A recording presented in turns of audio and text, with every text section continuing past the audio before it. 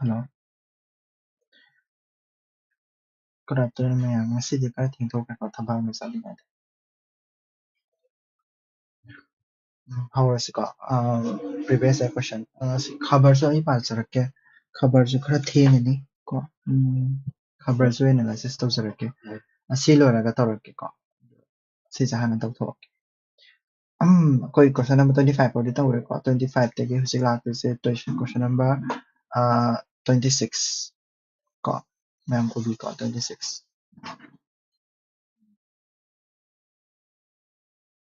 26 ta haise kaino harakanda with reference to National Rural Health Mission ko with reference to National Rural Health Mission which of the following are the jobs of the ASA a trained community or health worker ASA gi function je sigi mayam sigi manung sita karino na habiri ko ai share masang tawbe ko check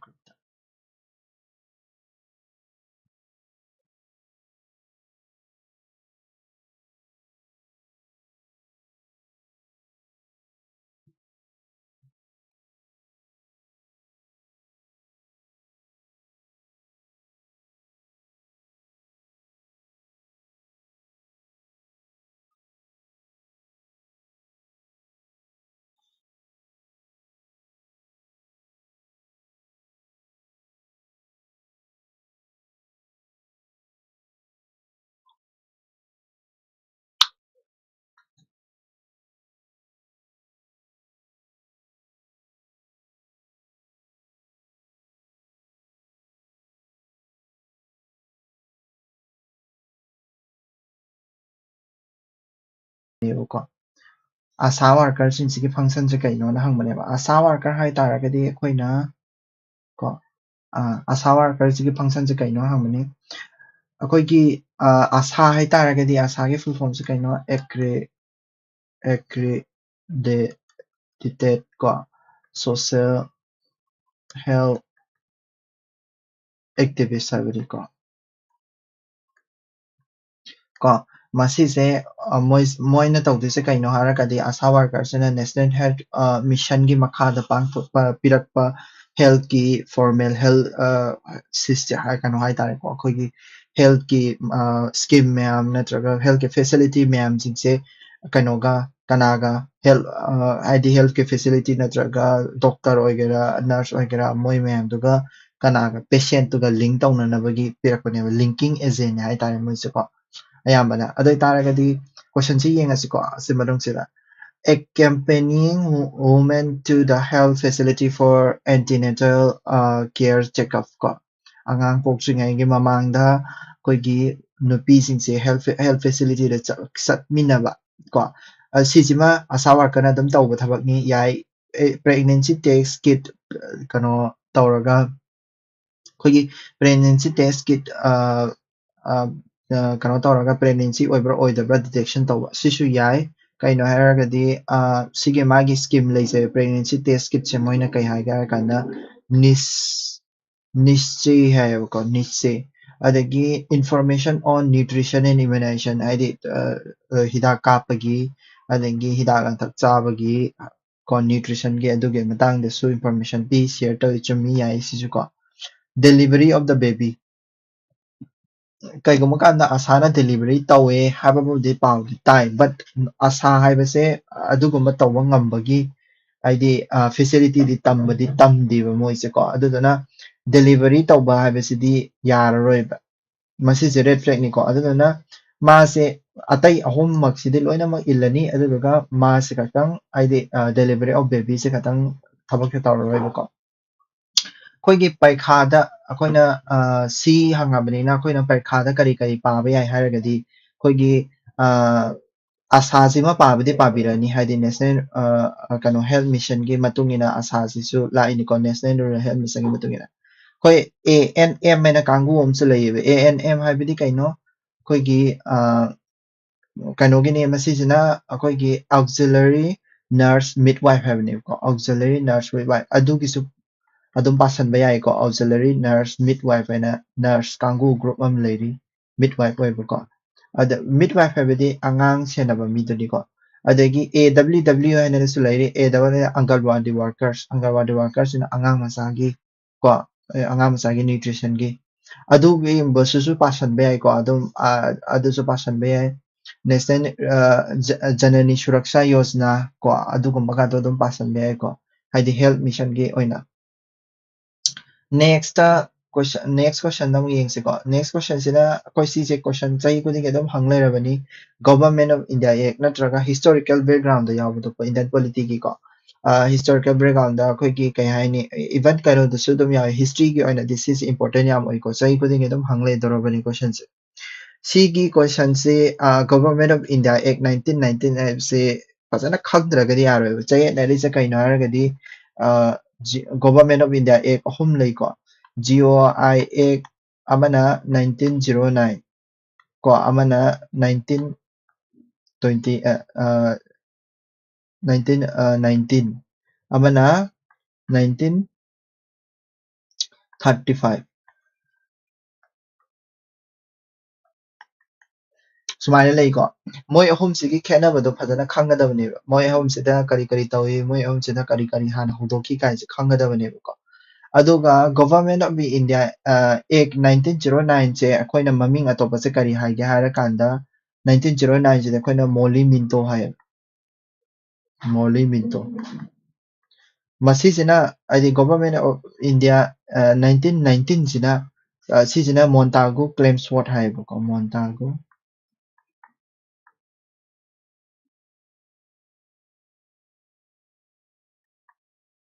को करंबा हाना हौदोकी हाइबसे आई shortcut trick अमका हाइरकेबको shortcut trick आइसे आइदि से फाजन गदब high तारेको से मोली Minto हाइसिना करी करी दा first तागे हाइरगदि मोइसिदि मुस्लिम की separate electoral roll से मा मतलब पीगिबने हाइबदि सिगी कनो से मोली मिंटो हाइ तारे मोली से असेबगिदि मोली से कई हाइरगा खंगना गया कांदा फादर ऑफ अखोइगी सेपरेट इलेक्टोरेट हाइरगा खंगने मोली से फादर कम्युनल फादर हाइरगा खंगने मोली से दिस मोली को मोली से फादर ऑफ ना सोशल मोली नते मिंटो हाइबको मिंटो से कद करी हाइर खंगना गया कांदा कम्युनल फादर और फादर ऑफ कम्युनल इलेक्टोरेट हाइरगा खंगने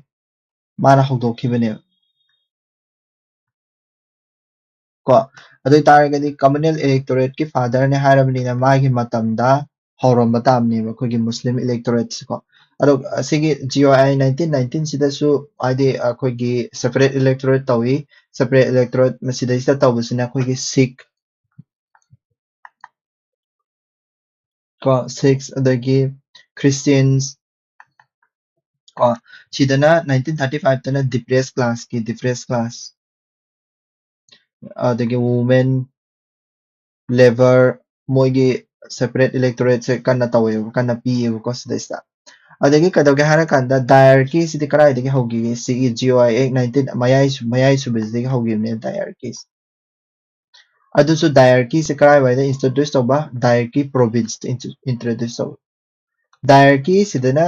करी कराइदा इंट्रोड्यूस तोबा डायरकी सेंटर दा को डायरकी सेंटर डायरकी से प्रोविंस ता इंस्टॉल तोरमदगी डायरकी से सेंटर दा चकेबा मतमदा सिगी डायरकी प्रोविंस ता तोरमबसे लाई कथटकी को अदुगा डायरकी सेंटर दा दम शिफ्ट तौगी को अदुमाइना करम ना हौगी हाबसे फसना मुन खंग दारगदि क्वेश्चन खोदबा ngamni को सिगुम्बा सिगी से खतंग खामा तब सी क्वेश्चन से खोकमने introduction of diarchy in the executive government of the province executive government ता प्रोविंस लेबा प्रोविंशियल गवर्नमेंट ता कोई केदवा डायरकी से इंट्रोड्यूस तवे हाबदे मा हाइसे को डायरकी से इंट्रोड्यूस तवे हाइ तारगदि अदु तारदि करेक्ट ओरेबा को 1919 दनेबा डायरकी से प्रोविंस ता इंट्रोड्यूस को अदगी introduction of separate communal electorate for Muslim की 1909 दने नॉट 1919 दनते अदुदना मादि लाले को devolution of legislature authority by the center to the province devolution duna season ko sisu 1919 1919 animal chome si matha ki ju chome makha ye chome sidi ꯑꯩꯈꯣꯏꯒꯤ trick ꯄꯨꯊꯣꯛꯑꯒ ꯍꯣꯠꯄ ꯌꯥꯕ ꯅꯠꯇꯦ ꯍꯥꯏꯐꯦꯠ ꯁꯤꯗꯩꯁꯤꯗ ꯑꯩꯅ ꯉꯁꯥꯏ ꯃꯈꯥꯗ ꯏꯖꯔꯤꯕ ꯄꯣꯠꯁꯦ ꯃꯁꯤꯁꯦ ꯐꯖꯅ ꯃꯨꯟꯅ ꯈꯪꯗ꯭ꯔꯒꯗꯤꯀꯣ ꯑꯗꯨ ꯑꯣꯏꯇꯥꯔꯒꯗꯤ 1 and 3 ꯀꯣ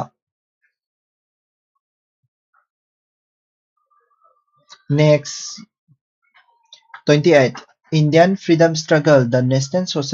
Social Conference was formed what was the reason for its formation ꯑꯌꯣꯡꯀꯣ National Social Conference ꯍꯥꯏꯁꯦ ꯀꯩꯅꯣ ꯍꯥꯏꯕꯗꯣ ꯍꯥꯟꯅ ꯈꯪꯗꯕ ꯃꯤꯅꯗꯤ ꯃꯁꯤꯒꯤ ꯀꯣꯏꯁꯟꯁꯦ ꯈꯨꯝꯕꯗ ꯈꯔ ꯋꯥꯒꯅꯦꯕꯀꯣ ꯍꯥꯏꯗꯤ Indian National Congress-ꯀ ꯃꯔꯤ ꯂꯩꯅꯕ ꯄꯣꯠꯇꯨꯕꯨꯗꯤ ꯄꯣꯠꯅꯦ ꯑꯗꯨꯕꯨ Indian National Congress-ꯀ ꯀꯪꯒ꯭ꯔꯦꯁꯇ ꯌꯥꯎꯔꯤꯕ ꯃꯤꯁꯤꯡꯁꯤꯅ ꯐꯣꯔꯝ ꯇꯧꯕ ꯀꯩꯅꯣ ꯑꯣꯏꯗꯣꯏꯅꯦꯕ National Social Conference ꯍꯥꯏꯁꯦ ꯁꯣꯁꯤꯌꯦꯜ ꯍꯥꯏꯕꯗꯤ ꯀꯩꯅꯣ ꯍꯥꯏꯔꯀꯥꯟꯗ ꯁꯣꯁꯥꯏꯇꯤꯒꯤ ꯍꯥꯏꯗꯤ ꯃꯇꯝꯗꯨꯗ ꯔꯤꯐꯣꯔꯝ ꯃꯌꯥꯝ ꯑꯃ ꯊꯣꯛꯂꯛꯑꯦꯕ ꯁꯣꯁꯤꯌꯦꯜ ꯑꯦꯟ ꯔꯤꯂꯤꯖꯤꯌꯁ ꯔꯤꯐꯣꯔꯝ ꯃꯌꯥꯝ ꯑꯃ ꯊꯣꯛꯂꯛꯑꯦꯕ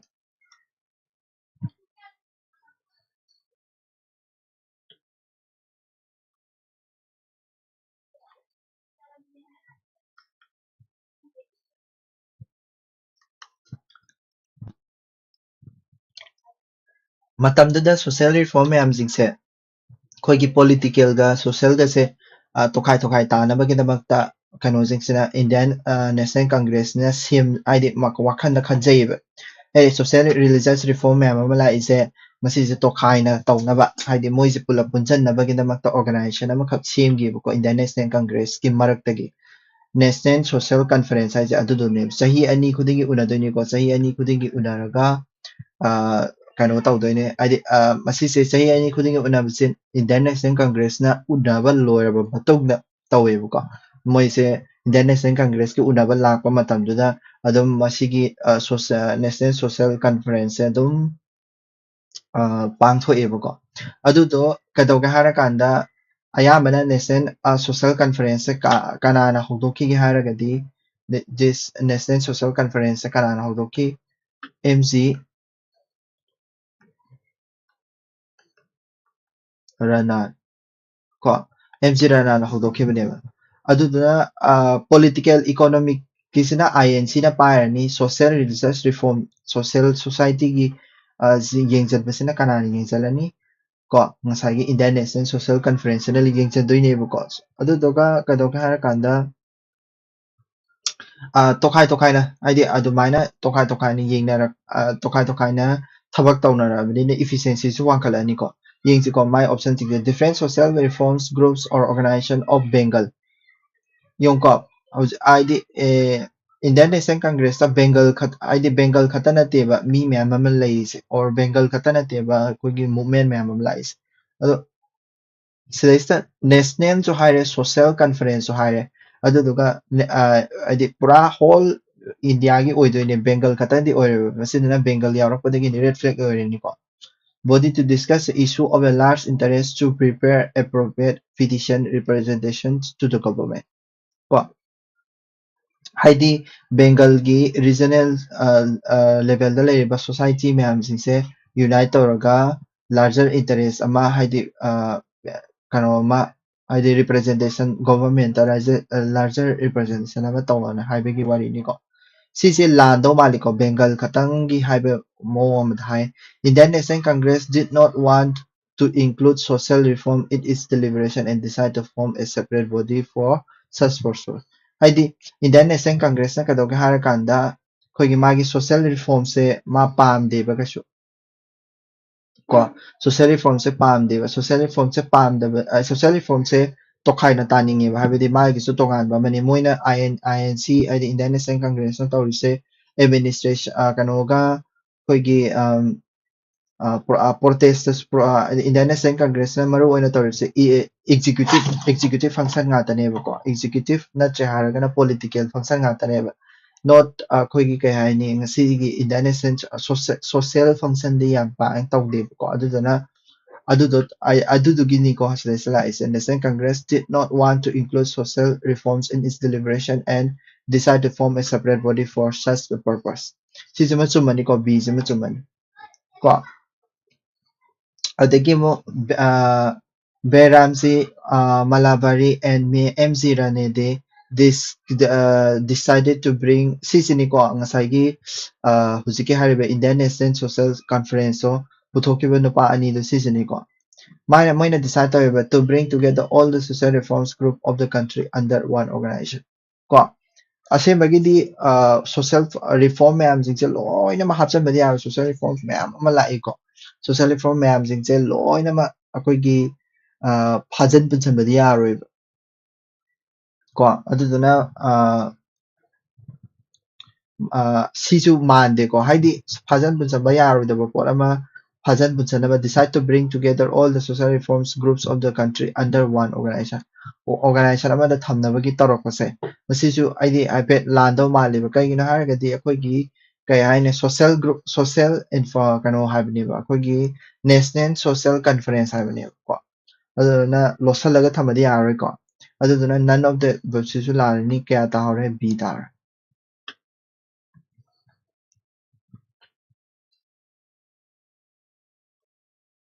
ꯀꯣ ꯑꯗꯨꯒ next ꯁꯤꯗꯤ historyꯒꯤ questionꯅꯤꯀꯣ historyꯒꯤ questionꯅꯤ Indian national social conference ꯍꯥꯏꯕꯁꯦ ꯈꯪꯗ꯭ꯔꯒꯗꯤ ꯈꯨꯝꯕ ꯉꯝꯃꯣꯏꯀꯣ national social conference ꯈꯪꯉꯀꯥꯟꯗ ꯈꯇꯪ ꯈꯨꯝꯒꯗꯕꯅꯤ ꯑꯗꯨꯗꯒꯤ ꯑꯃꯃꯨꯛ ꯂꯥꯛꯁꯦꯕꯀꯣ ꯁꯤꯗꯤ ꯇ꯭ꯔꯤꯛ ꯁꯥꯟꯅꯔꯒ ꯈꯣꯠꯁꯤꯀꯣ ꯇ꯭ꯔꯤꯛ ꯁꯥꯟꯅꯔꯒ ꯈꯣꯠꯁꯤ ꯇ꯭ꯔꯤꯛꯁꯦ ꯌꯦꯡꯁꯤꯀꯣ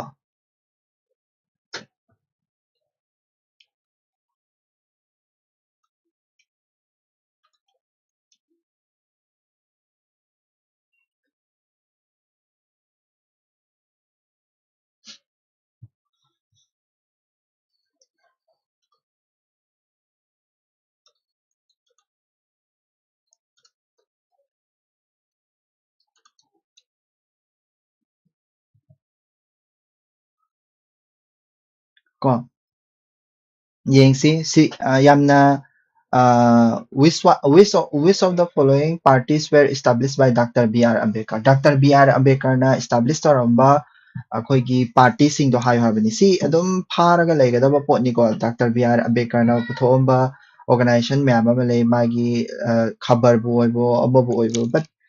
ꯌꯦꯡꯁꯤꯕ ꯇ꯭ꯔꯤꯛ ꯁꯥꯟꯅꯔꯒ ꯄꯨꯊꯣꯛꯄ ꯉꯝꯕ꯭ꯔꯥ ꯑꯗꯨ ꯌꯦꯡꯁꯤꯕꯀꯣ ꯁꯤꯒꯤ ꯀꯣꯏꯁꯟꯁꯦ ꯑꯩꯈꯣꯏꯒꯤ ꯗꯥꯛꯇꯔ ꯕꯤ ꯑꯥꯔ ꯑꯝꯕꯦꯗꯀꯔꯁꯦ ꯍꯥꯏꯔꯒꯗꯤ ꯗꯥꯛꯇꯔ ꯕꯤ ꯑꯥꯔ ꯑꯝꯕꯦꯗꯀꯔꯁꯤꯗꯤ ꯑꯩꯈꯣꯏꯒꯤ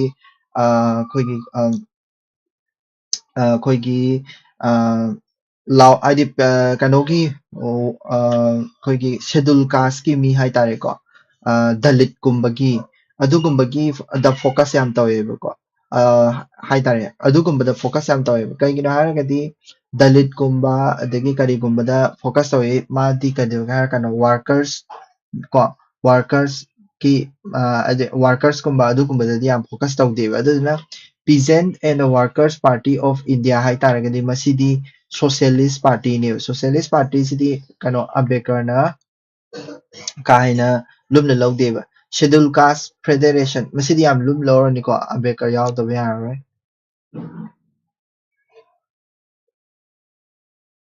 ꯀꯣ ꯑꯝꯕꯦꯗꯀꯔ ꯑꯗꯨꯒ ꯀꯩꯗꯧꯒꯦ ꯍꯥꯏꯔꯀꯥꯟꯗ ꯏꯟꯗꯤꯄꯦꯟꯗꯦꯟꯠ ꯂꯦꯕꯔ ꯄꯥꯔꯇꯤ ꯍꯥꯏꯁꯤꯁꯨ ꯑꯩꯈꯣꯏꯒꯤ ꯑꯝꯕꯦꯗꯀꯔꯅ ꯄꯨꯊꯣꯛꯑꯕꯅꯤꯀꯣ ꯃꯁꯤꯁꯨ ꯀꯩꯅꯣꯒꯤꯅꯤ ꯑꯩꯈꯣꯏꯒꯤ ꯑꯝꯕꯦꯗꯀꯔꯅ ꯄꯨꯊꯣꯛꯑꯝꯕꯅꯤꯀꯣ ꯁꯤꯁꯨ ꯂꯦꯕꯔ ꯀꯩꯅꯣꯁꯦ 1930 ꯀꯩꯅꯣꯗ 6ꯇ ꯀꯣ ꯑꯗꯨ ꯑꯣꯏꯇꯥꯔꯒꯗꯤ ꯑꯩꯈꯣꯏꯅ ꯍꯥꯏꯐꯦꯠ ꯌꯦꯡꯕ ꯃꯇꯝꯗꯗꯤ ꯑꯩꯈꯣꯏꯒꯤ ꯋꯥꯔꯀꯔ ꯄꯤꯖꯦꯟꯒꯨꯝꯕ ꯍꯥꯏꯔꯛꯑꯗꯤ ꯁꯣꯁꯤꯌꯦꯂꯤꯁꯅꯦꯕ ꯑꯗꯒꯤ ꯁꯦꯗꯨꯜ ꯀꯥꯁꯀꯨꯝꯕ ꯍꯥꯏꯔꯛꯑꯗꯤ ꯑꯝꯕꯦꯗꯀꯔꯅ ꯌꯥꯝ ꯄꯥꯝꯖꯕꯗꯨꯅꯦꯕ ꯑꯗꯒꯤ ꯏꯟꯗꯤꯄꯦꯟꯗꯦꯟꯠ ꯂꯦꯕꯔ ꯄꯥꯔꯇꯤ ꯍꯥꯏꯁꯦ ꯑꯩꯈꯣꯏꯒꯤ ꯂꯦꯕꯔ ꯄꯥꯔꯇꯤꯁꯤꯡꯁꯦ ꯍꯥꯏꯗꯤ ꯑꯩꯈꯣꯏꯒꯤ ꯅꯝꯊꯕꯤꯔꯒ ꯊꯝꯕꯝꯕꯗꯣ ꯑꯗꯨꯗꯨꯒꯤꯅꯤ ꯃꯥꯅ ꯑꯝꯕꯦꯗꯀꯔꯅ ꯀꯔꯤ ꯀꯔꯤ ꯄꯨꯊꯣꯛꯑꯝꯃꯤ ꯍꯥꯏꯕꯗꯣ ꯑꯗꯨꯗꯣ ꯍꯥꯏꯖꯔꯛꯀꯦꯀꯣ ꯕꯍꯤꯁꯀ꯭ꯔꯤꯠ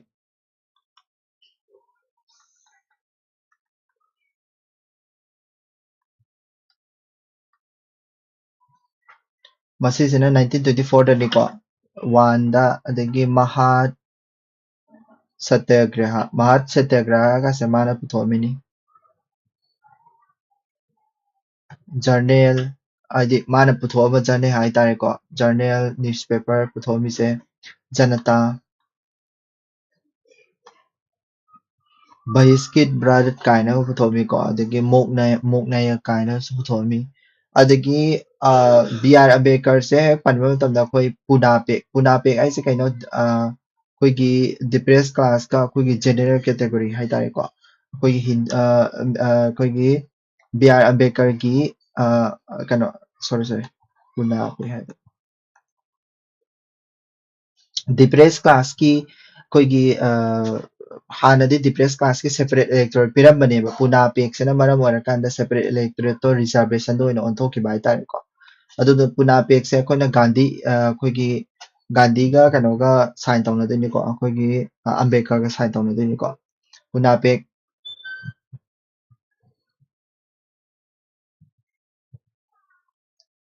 ko Punapek se so kano gini hadi kano gini adagi mana iramba book ma'am ama lei the Buddha in his dharma ka haido who were the Sudras kind adagi annihilation of case ko adugumba kase haidi mana iramba lari kari kara sum adi akoigi freedom fighter ama lokhalaga ama moina toramba lari adagi moina yaramba protest moina newspaper dagi moigi tools hai tare adu jingdo phaba ma changi ko adu haiba ma di changi ko next akoina 30 sina kaino which of the following special power have been conferred to on the Rajya Sabha by the Constitution of India. Sisina Rajya Sabha ki function gini ko Rajya Sabha ki which of the following special power have been conferred on the Rajya Sabha by the Constitution of India. Si logic na khumsi ko Rajya Sabha ki kano kai haini magi Constitution of India na piba special power hai tare Rajya Sabha hai se kaino Rajya Sabha hai se kaino haragadi Rajya haibadi state ki haibani ko state ki sabha haibani ko state masa ma'am ama lady se moigi punpham ni ba sidaisa aduduna state ki function jing je ayamba moida loi toromani masi je madi ma'am khangjal lo ko state ki function hai tare state ki oiba role se mana loramani ba aduduna to change the existing territory of the state and to change the name of the state ko masisiti kare karana to change the to change the existing territory of a state and to change the name of the state ko state ki maming change tawba ko state ki maming change tawba or state ki boundary ai tare magi territory je change tawba sidi kanana tawba yai hairagadi akoigi article number 3 4 aina lei ko article number 3 4 na tawdoine ba ko article number 4 3 4 je phajana pa 1 2 3 4 je phajana pa taragadi koi khangni ko ai state amagi boundary kamai change tawba yai na ko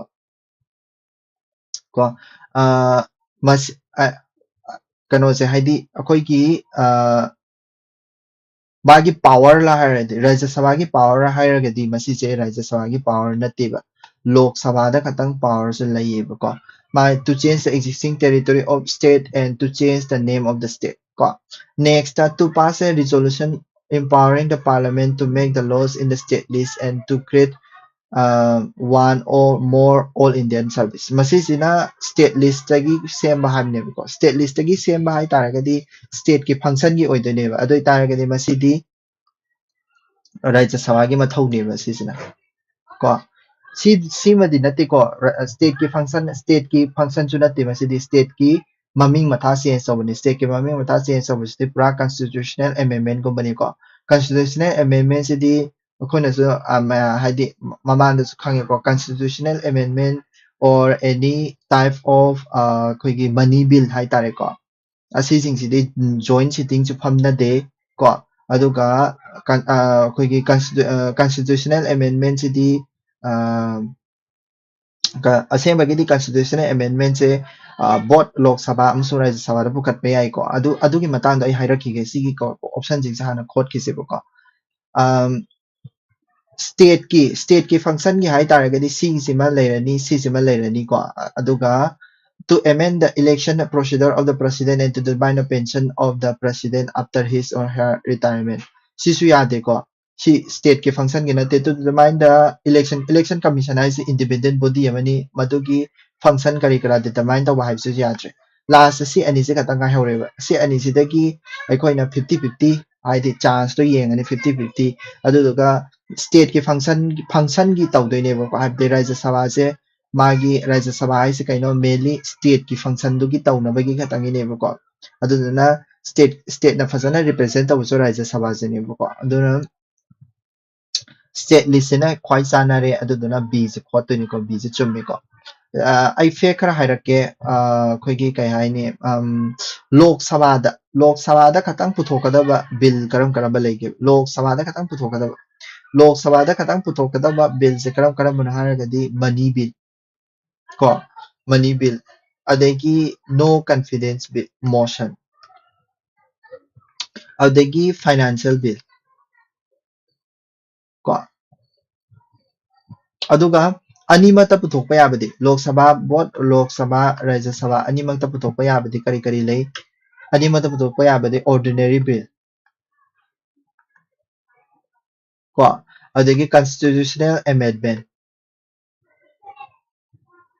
ꯑꯗꯒꯤ ꯑꯩꯈꯣꯏꯒꯤ president prime minister ꯀꯣ ꯑꯗꯒꯤ ꯀꯔꯥ ꯏꯝꯄꯤꯆ ꯇꯧꯕꯁꯦ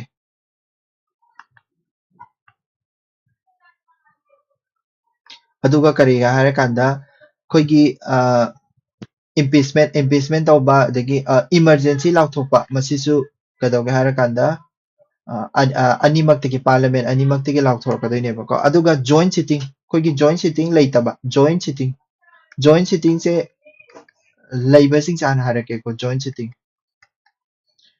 ꯀꯣ join ꯁꯤꯇꯤꯡꯁꯦ ꯇꯧꯕ ꯌꯥꯗꯕ ꯍꯥꯏꯇꯥꯔꯦ ꯕꯤꯜ ꯑꯅꯤꯈꯛ ꯂꯩ ꯖꯣꯏꯟ ꯁꯤꯇꯤꯡꯁꯤ ꯇꯧꯕ ꯌꯥꯗꯕ ꯀꯟꯁꯇꯤꯇ꯭ꯌꯨꯁꯅꯦꯜ ꯑꯦꯃꯦꯟꯗꯃꯦꯟ ꯕꯤꯜꯗꯨꯒ ꯃꯅꯤ ꯕꯤꯜꯁꯤꯒ ꯖꯣꯏꯟ ꯁꯤꯇꯤꯡ ꯇꯧꯕ ꯌꯥꯗꯦ ꯀꯣ ꯒ꯭ꯌꯥꯟ ꯇꯥꯔꯦꯀꯣ ꯑꯗꯣ ꯀꯟꯁꯇꯤꯇ꯭ꯌꯨꯁꯅꯦꯜ ꯑꯦꯃꯦꯟꯗꯃꯦꯟ ꯕꯤꯜꯁꯤꯗꯤ ꯀꯩꯅꯣꯗꯒꯤ ꯑꯅꯤꯃꯛꯇꯒꯤ ꯍꯧꯔꯛꯄ ꯌꯥꯏꯀꯣ ꯍꯥꯏꯗꯤ ꯔꯥꯖ꯭ꯌ ꯁꯚꯥꯗꯒꯤꯁꯨ ꯂꯣꯛ ꯁꯚꯥꯗꯒꯤꯁꯨ ꯍꯧꯔꯛꯄ ꯌꯥꯏꯀꯣ ꯑꯗꯨꯒ ꯃꯅꯤ ꯕꯤꯜꯗꯤ ꯀꯩꯅꯣꯗꯒꯤ ꯍꯧꯔꯛꯀꯗꯕꯅꯤꯀꯣ ꯍꯥꯏꯗꯤ ꯃꯅꯤ ꯕꯤꯜꯗꯤ ꯁꯤꯌꯣꯔ ꯀꯩꯅꯣꯗꯒꯤ ꯂꯣꯛ ꯁꯚꯥꯗꯒꯤ ꯍꯧꯔꯛꯀꯗꯕꯅꯤꯀꯣ ꯃꯅꯤ ꯕꯤꯜꯗꯤ ꯁꯤꯌꯣꯔ ꯁꯨꯡꯁꯣꯏ ꯁꯣꯏꯗꯅ ꯂꯣꯛ ꯁꯚꯥꯗꯒꯤ ꯍꯧꯔꯛꯀꯗꯕꯅꯤ ꯑꯗꯨꯒ ꯖꯣꯏꯟ ꯁꯤꯇꯤꯡ ꯌꯥꯗꯕ ꯍꯥꯏꯇꯥꯔꯦ ꯅꯣ ꯖꯣꯏꯟ ꯁꯤꯇꯤꯡꯁꯤꯅ ꯀꯟꯁꯇꯤꯇ꯭ꯌꯨꯁꯅꯦꯜ ꯑꯦꯃꯦꯟꯗꯃꯦꯟ ꯕꯤꯜꯒ ꯃꯅꯤ ꯕꯤꯜꯒ ꯁꯤꯁꯦ ꯈꯪꯖꯤꯜꯂꯨꯀꯣ ꯁꯤ ꯈꯪ ꯇꯥꯔꯒꯗꯤ ꯑꯩꯈꯣꯏꯒꯤ ꯀꯟꯁꯦꯞꯁꯦ ꯄꯥꯟꯕ ꯌꯥꯗꯣꯏꯅꯦꯕꯀꯣ ꯀꯟꯁꯦꯞꯁꯦ ꯑꯗꯒꯤ what does the National Rural Livelihood Mission seek to improve the livelihood option of the rural people ꯀꯣ ꯃꯁꯤꯁꯤꯅ ꯑꯩꯈꯣꯏꯒꯤ National Rural Livelihood Mission ꯀꯣ ꯑꯁꯤ rural peopleꯁꯤꯡꯗ ꯃꯥꯅ ꯀꯔꯤ livelihoodꯀꯤ ꯀꯔꯤ ꯄꯤꯒꯦ ꯍꯥꯏꯕꯅꯤꯀꯣ ꯃꯁꯤꯁꯦ ꯑꯩꯈꯣꯏꯅ ꯑꯩꯈꯣꯏꯒꯤ ꯌꯦꯡꯕ ꯃꯇꯝꯗ ꯑꯩꯈꯣꯏꯒꯤ ꯀꯩꯅꯣꯁꯦ ꯍꯥꯟꯅ ꯄꯥꯁꯤꯀꯣ ꯅꯦꯁꯅꯦꯜ ꯔꯨꯔꯦꯜ ꯂꯥꯏꯚꯂꯤꯍꯨꯗ ꯃꯤꯁꯟ ꯍꯥꯏꯕꯁꯦ ꯔꯨꯔꯦꯜꯒꯤ ꯑꯣꯏꯔꯦꯀꯣ ꯑꯃꯅ ꯂꯥꯏꯚꯂꯤꯍꯨꯗꯀꯤ ꯑꯃꯁꯨ ꯌꯥꯎꯔꯦ ꯀꯣ ꯑꯗꯨꯒ improve livelihood option of the ꯔꯨꯔꯦꯜꯒꯤ ꯄꯣꯔꯒꯤ ꯏꯝꯄ꯭ꯔꯨꯞ ꯇꯧꯅꯕꯅꯦꯁꯨ ꯍꯥꯏꯔꯦ ꯑꯗꯨ ꯑꯣꯏꯇꯥꯔꯒꯗꯤ ꯑꯣꯞꯁꯟꯁꯤꯡꯁꯦ ꯌꯦꯡꯁꯦꯕ by setting up a large number of new manufacturing industry and agro business center in the rural area rural areaꯗ ꯀꯔꯤ ꯁꯥꯗꯣꯏꯕ large number of new manufacturing rural areaꯗ ꯑꯩꯈꯣꯏ industry ꯁꯥꯟꯅꯕ꯭ꯔꯕ rural areaꯒꯤ ꯃꯤꯁꯤꯡꯁꯦ farmersꯤꯡꯁꯦ industry ꯆꯂꯥꯏꯕ ꯍꯩꯒꯗ꯭ꯔꯕ ꯀꯣ rural area ꯍꯥꯏꯅ ꯂꯩꯔꯝꯃꯤꯁꯦ city area ꯍꯥꯏꯅ ꯂꯩꯔꯝꯃꯤꯁꯦ ꯀꯩꯅꯣ industry ꯆꯥꯎꯈꯠꯄꯒꯤꯅꯦꯕ rural areaꯗꯗꯤ ꯑꯩꯈꯣꯏ ꯍꯥꯏꯗꯤ ꯀꯩꯅꯣꯒꯤ ꯍꯥꯏꯗꯤ ꯕꯤꯖꯤꯅꯦꯁꯀꯤ ꯅꯠꯇ꯭ꯔꯒ ꯏꯟꯗꯁꯇ꯭ꯔꯤꯒꯤ ꯍꯥꯏꯕ ꯋꯥꯔꯤ ꯑꯃ ꯂꯩꯇꯦꯕ ꯑꯗꯨꯗꯨꯅ ꯃꯁꯤꯁꯦ ꯌꯥꯝ ꯂꯥꯟꯕ ꯌꯥꯏꯀꯣ by strengthening self-help group and improving skill development ꯁꯤꯁꯤꯕꯨꯗꯤ ꯚꯤꯂꯦꯖ ꯑꯦꯔꯤꯌꯥꯗ ꯇꯧꯕ ꯉꯥꯛꯇꯅꯦ ꯑꯩꯈꯣꯏꯅ ꯔꯨꯔꯦꯜ ꯂꯥꯏꯚꯂꯤꯍꯨꯗ ꯍꯥꯏꯕꯁꯦ ꯔꯨꯔꯦꯜ ꯑꯦꯔꯤꯌꯥꯗ ꯇꯧꯕꯁꯤꯡꯗꯣ ꯍꯥꯟꯅ ꯈꯪꯒꯠꯁꯦꯕ ꯁꯦꯜꯐ ꯍꯦꯜꯞ ꯒ꯭ꯔꯨꯞ ꯍꯥꯏꯕꯁꯦ ꯔꯨꯔꯦꯜ ꯑꯦꯔꯤꯌꯥꯗ ꯇꯧꯕꯅꯤ ꯑꯔꯕꯥꯟ ꯑꯦꯔꯤꯌꯥꯗꯗꯤ ꯇꯧꯗꯦꯀꯣ ꯑꯗꯨꯗꯨꯅ ꯃꯁꯤꯁꯤꯃ ꯆꯨꯝꯕ ꯌꯥꯏ ꯀꯣ ꯔꯨꯔꯦꯜ ꯄꯣꯔꯁꯤꯡꯗ ꯇꯧꯕ ꯊꯕꯛ ꯉꯥꯛꯇꯅꯦꯕ ꯑꯗꯒꯤ by supplying seeds fertilizer diesel pump sets and a micro irrigation equipment free of course ꯌꯦꯡꯉꯣ free of course ꯍꯥꯏꯔꯛꯑꯦ rural areaꯁꯦ ꯑꯩꯈꯣꯏ ꯏꯟꯗꯤꯌꯥꯒꯤ ꯑꯣꯏꯅꯗꯤ rural areaꯁꯦ almost 60-70%ꯅꯦꯕ 60-70%ꯗꯨꯒꯤ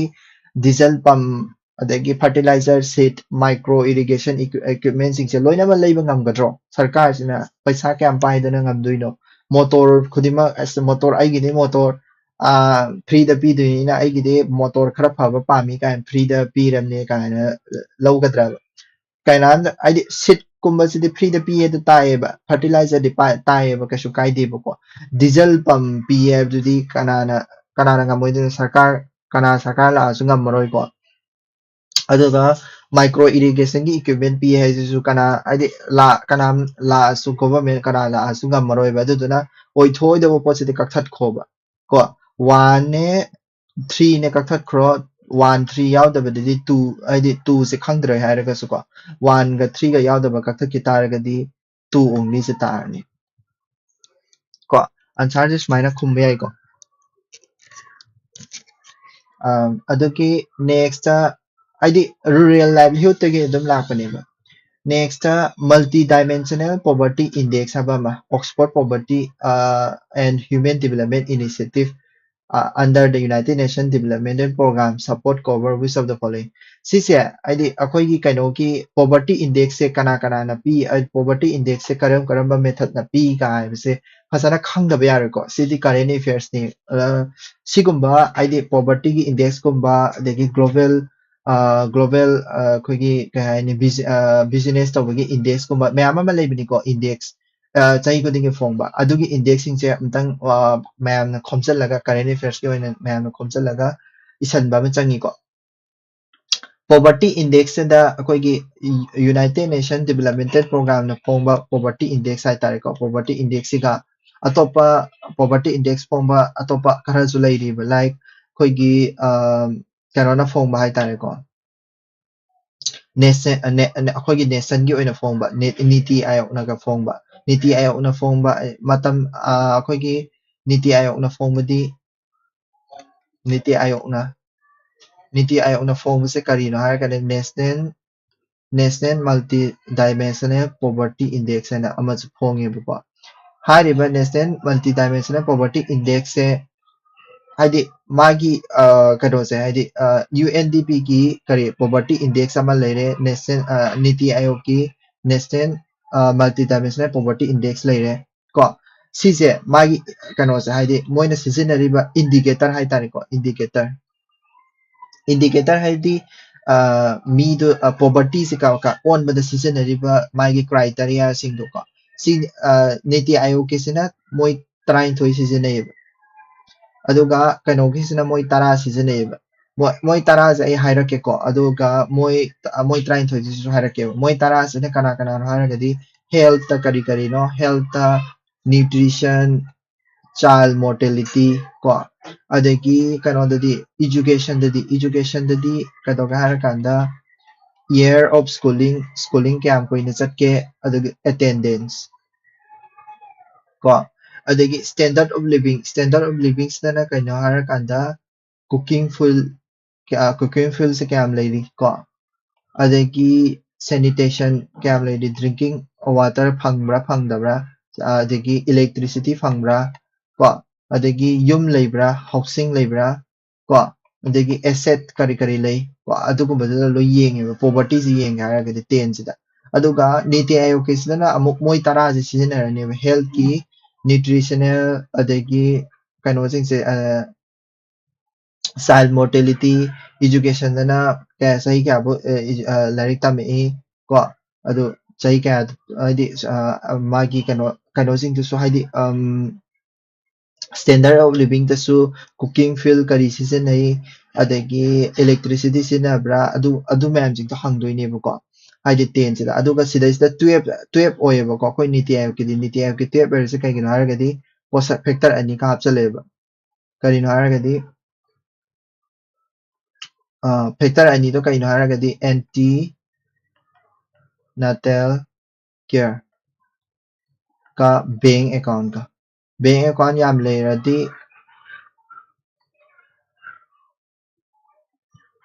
bank ꯑꯦꯀꯥꯎꯟꯠꯒ ꯑꯦꯟꯇꯤꯅꯦꯇꯦꯜ ꯀꯦꯌꯔꯒ bank ꯑꯦꯀꯥꯎꯟꯠꯒ ꯑꯦꯟꯇꯤꯅꯦꯇꯦꯜ care ꯐꯖꯅ ꯇꯧꯕꯤ ꯍꯥꯏꯔꯒꯗꯤ ꯕꯦꯡ ꯑꯦꯀꯥꯎꯟꯠ ꯌꯦꯡꯉꯅꯤ ꯕꯦꯡ ꯑꯦꯀꯥꯎꯟꯠꯁꯦ ꯐꯖꯅ ꯂꯩ ꯍꯥꯏꯔꯒꯗꯤ ꯀꯣ ꯑꯩꯈꯣꯏꯒꯤ ꯄꯣꯚꯔꯇꯤ ꯏꯟꯗꯦꯛꯁꯁꯦ ꯍꯥꯏꯗꯤ ꯄꯣꯚꯔꯇꯤ ꯏꯟꯗꯦꯛꯁꯁꯦ ꯍꯟꯊꯔꯛꯄꯁꯨ ꯌꯥꯏꯀꯣ ꯍꯧꯖꯤꯛ ꯐꯥꯎꯒꯤ ꯑꯣꯏꯅꯗꯤ ꯄꯣꯚꯔꯇꯤ ꯏꯟꯗꯦꯛꯁ ꯁꯦ ꯍꯥꯏꯗꯤ ꯀꯩꯗꯧꯒꯦ ꯍꯥꯏꯔꯀꯥꯟꯗ ꯑꯩꯈꯣꯏꯒꯤ ꯀꯩꯅꯣ ꯅꯤꯇꯤ ꯑꯥꯌꯣꯒꯀꯤꯁꯦ ꯑꯗꯨꯝ ꯑꯣꯜꯂꯤꯀꯣ ꯅꯤꯇꯤ ꯑꯥꯌꯣꯒꯀꯤꯁꯤꯗ ꯁꯣ ꯃꯜꯇꯤ ꯗꯥꯏꯃꯦꯟꯁꯅꯦꯜ ꯄꯣꯚꯔꯇꯤ ꯏꯟꯗꯦꯛꯁꯁꯦ ꯁꯤꯁꯤꯅ ꯇꯥꯛꯅꯤꯡꯉꯤꯁꯦ ꯀꯔꯤꯅꯣ ꯁꯤꯅꯦꯕꯀꯣ ꯃꯥ ꯍꯥꯏꯁꯦꯀꯣ support cover which of the following has ado kari no haragadi kaino sing ngasai sigi health kida yauriba degi kano kida yauriba pot sing se yaubra yeng ase ko education ama yaure ko ngasai health kano kida standard kano kida ani subai ko education ama yaure adegi health yaure asset yaure service household level gi yaure adu tar this is chumari ko aidi magi da yaw index da yaw pot chai jene odegi purchasing power habidi kaino government amagi leiba ngambagi chang habine leiba ngambaga chang siga ai hai ge buko laira ba praja amaga sidi purchasing power parity of national level se di kari tok pe ko paisa pa aidi paisa kayam puthokpa ngam national level da country duna paisa kyam puthokpa ngamge habidune baduduna akogi magi country du leiriba poverty do takadaba nate baduduna purchasing power se kaishu poverty the effect taude ko hega kera hega loira extent of budget deficit and the GDP growth rate at national level ko budget deficit tabadagi the extent of budget deficit and the GDP growth rate at national level extent of budget haise di country amagi neba ko poverty on abagi poverty ama di poverty on base karai da on ge hara kanda poverty on base de mi direct to the on ga da neba mi do paisa yam pai bra mi do education lai rabra mi do health to kamai to mi do ge hara si di country ge neba country budget haise country na puthok pa neba purchasing power at national level haise country gumba na puthok pa neba adu duna food ke da id kano ge da di hai tare ko id poverty ke da di ke do ge hara kanda season ichan chane one only ko next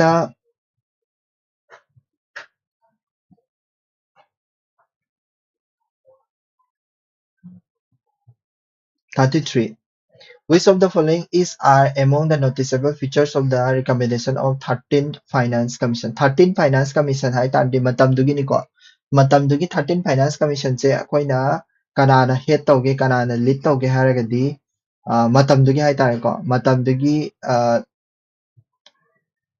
ꯑꯩꯈꯣꯏꯒꯤ 13 finance ꯀꯃꯤꯁꯟꯁꯦ ꯑꯩꯈꯣꯏ ꯑꯇꯣꯞꯄ ꯃꯃꯤꯡ ꯑꯃꯁꯨ ꯍꯥꯏꯀꯣ ꯃꯇꯝꯗꯨꯒꯤ ꯆꯤꯌꯔꯃꯦꯟꯁꯦ ꯀꯅꯥꯅ ꯑꯣꯏꯒꯦ ꯍꯥꯏꯔꯀꯥꯟꯗ ꯀꯦꯜꯀꯥꯔꯅ ꯑꯣꯏꯌꯦꯕ ꯀꯣ ꯀꯦꯜꯀꯥꯔ ꯀꯣ ꯃꯇꯝꯗꯨꯒꯤꯅꯤꯀꯣ ꯑꯗꯨꯅ ꯐꯥꯏꯅꯥꯟꯁ ꯀꯃꯤꯁꯟꯁꯦ ꯍꯧꯖꯤꯛꯇꯤ ꯐꯥꯏꯅꯥꯟꯁ ꯀꯃꯤꯁꯟꯁꯦ 16 ꯐꯥꯏꯅꯥꯟꯁ ꯀꯃꯤꯁꯟ ꯌꯧꯈ꯭ꯔꯕꯅꯤꯀꯣ ꯑꯗꯨꯗꯨꯅ ꯑꯗꯨꯗꯣ ꯈꯔ ꯄꯥꯁꯜꯂꯣ ꯍꯥꯏꯗꯤ 16 ꯐꯥꯏꯅꯥꯟꯁ ꯀꯃꯤꯁꯟꯁꯤꯁꯨ ꯍꯪꯉꯛꯄ ꯌꯥꯏꯑꯕ ꯀꯣ ꯃꯇꯝꯗꯨꯒꯤꯗꯤ ꯀꯦꯜꯀꯥꯔꯅ ꯑꯣꯏꯀꯣ ꯑꯗꯣ 13 फाइनेंस कमीशन हाइसे फाइनेंस कमीशन की मथौ से कइनो फाइनेंस कमीशन की मथौ से कइनो हारगदी टैक्स डिवोल्यूशन है टैक्स डिवोल्यूशन है टैक्स से स्टेट गवर्नमेंट ता यूनियन गवर्नमेंट ना टैक्स खाइबदु ने टैक्स डिवोल्यूशन है दो डिवोल्यूशन टैक्स डिवोल्यूशन ने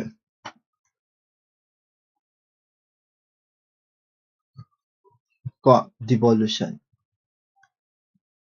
टैक्स डिवोल्यूशन 13 फाइनेंस कमीशन से आर्टिकल करम मगे 270 के मखादा लेदुनी को टैक्स डिवोल्यूशन मसीजना कदौदा हार कांदा कोइगी फाइनेंस कमीशन सिना कोइगी कदौदा हार कांदा a design for the goods and services tax and a compare adi mana tawde se husiki to kayaba tax khomkalani tax khomkala kanda amu distribute tawagi kaya thuna ge state khodimakta da adu duni ko a design for the goods and services tax yo tax ki maram dani ko si se goods and services tax to design to bahai adagi and compensation package linked with the adherence to the proposed design si dum yani ko tax ki thabak ni mana si tawrisi design for the creation of the lakhs of jobs yo job creation haibasidi kanogi thabak nateba ngasai gi finance commission gi thabak nateba job sidi kai job creation haibasi kai no ministry na minister sings na adi ministry sings gi adi magi thabak lai chai dana ko executive na thabak se pi duri ne not id kanona finance commission is just akoigi body ama khaktani tax khomkatlaga tax kaya kaya thungi habdo naina ba khatani kanana executive na tawdabne ba job tawge haragadi scheme puthoga job job ꯄꯤꯒꯦ ꯍꯥꯏꯔꯒꯗꯤ ꯁ꯭ꯀꯤꯝꯒꯨꯝꯕꯁꯦ ꯍꯥꯏꯗꯤ introduce ꯇꯧꯒꯗꯕꯅꯦꯕ ꯑꯗꯨꯒꯨꯝꯕꯗꯨꯗꯤ finance commission ꯇꯧꯗꯦꯕ ꯀꯅꯥꯅ ꯇꯧꯏ job creation ꯗꯨꯗꯤ ꯀꯅꯥꯅ ꯇꯧꯏ job creation ꯒꯤ ꯅꯩꯅꯕꯗꯨꯗꯤ niti aayog ꯃꯇꯝꯗꯨꯅ planning commission ꯁꯤꯒꯤ 2012 ꯀꯤ question ꯅꯤꯅ ꯃꯇꯝꯗꯨꯗꯗꯤ planning commission ꯇꯧꯔꯝꯃꯅꯤꯀꯣ niti aayog ꯅ ꯇꯧꯒꯗꯕ ꯄꯣꯠꯅꯦꯕ ꯑꯗꯨ ꯑꯣꯏꯇꯥꯔꯒꯗꯤ ꯃꯁꯤꯒꯤ ꯄꯣꯠꯁꯤꯃ ꯂꯥꯜꯂꯅꯦꯕ assumption ꯗꯣ ꯑꯩꯗꯤ exact ꯁꯨꯡꯈꯪ ꯈꯪꯗ꯭ꯔꯒꯁꯨ ꯑꯗꯨꯝ ꯈꯣꯠꯄ ꯉꯝꯃꯜꯂꯤꯅꯤꯀꯣ devolution of a specific share of central tax to the local body tax की मरमदनेबा नैनारिस अदु तारदि मसिजु चुममनेबा हाबेदि कइनो tax की मरमदा नैनारिसते कनाना पाइगे हार kana finance commission ngata पायुनेबा specific ओइद्रगसु ngसाइगी job creation city finance commission की थबक नत्ते ना अदुदो खतंग negate तौग्रकांदा आइदि 2 से खतंग negate तौबदा अदुम तारेबा 1 गा 3 गा तारेको यानीको यानी फाइनेंस कमीशन हाबिसिदि कयेनेबा ngसाइगी मादि प्ला हाइदि अकाउंटेंट गुबनेबा हाबिदि अखोइगी पैसा खोमगतलनी अदुदुगा स्टेट ना अदर कंट्री दुदा स्टेट मसेन द येमबनि खंदे अदगी यूनियन गवर्नमेंट दगी स्टेट द येमबनि खंदे दुमाइन तहुदुरिनेबको दुदने फाइनेंस कमीशन की मथौदुनेबा एग्जैक्ट हंगिबा क्वेश्चन से आइदि फाइनेंस कमीशन 13 फाइनेंस कमीशन सिना डायरेक्ट एग्जैक्ट करी तौरमी हाबिदु नतीबा फाइनेंस कमीशन के मथौदु खंगागदि क्वेश्चन से दुम खुंबा यादुये 34 35 ता लोइसनगेको आइदि यामना तौबा गमदे ngasi थबक वारबो what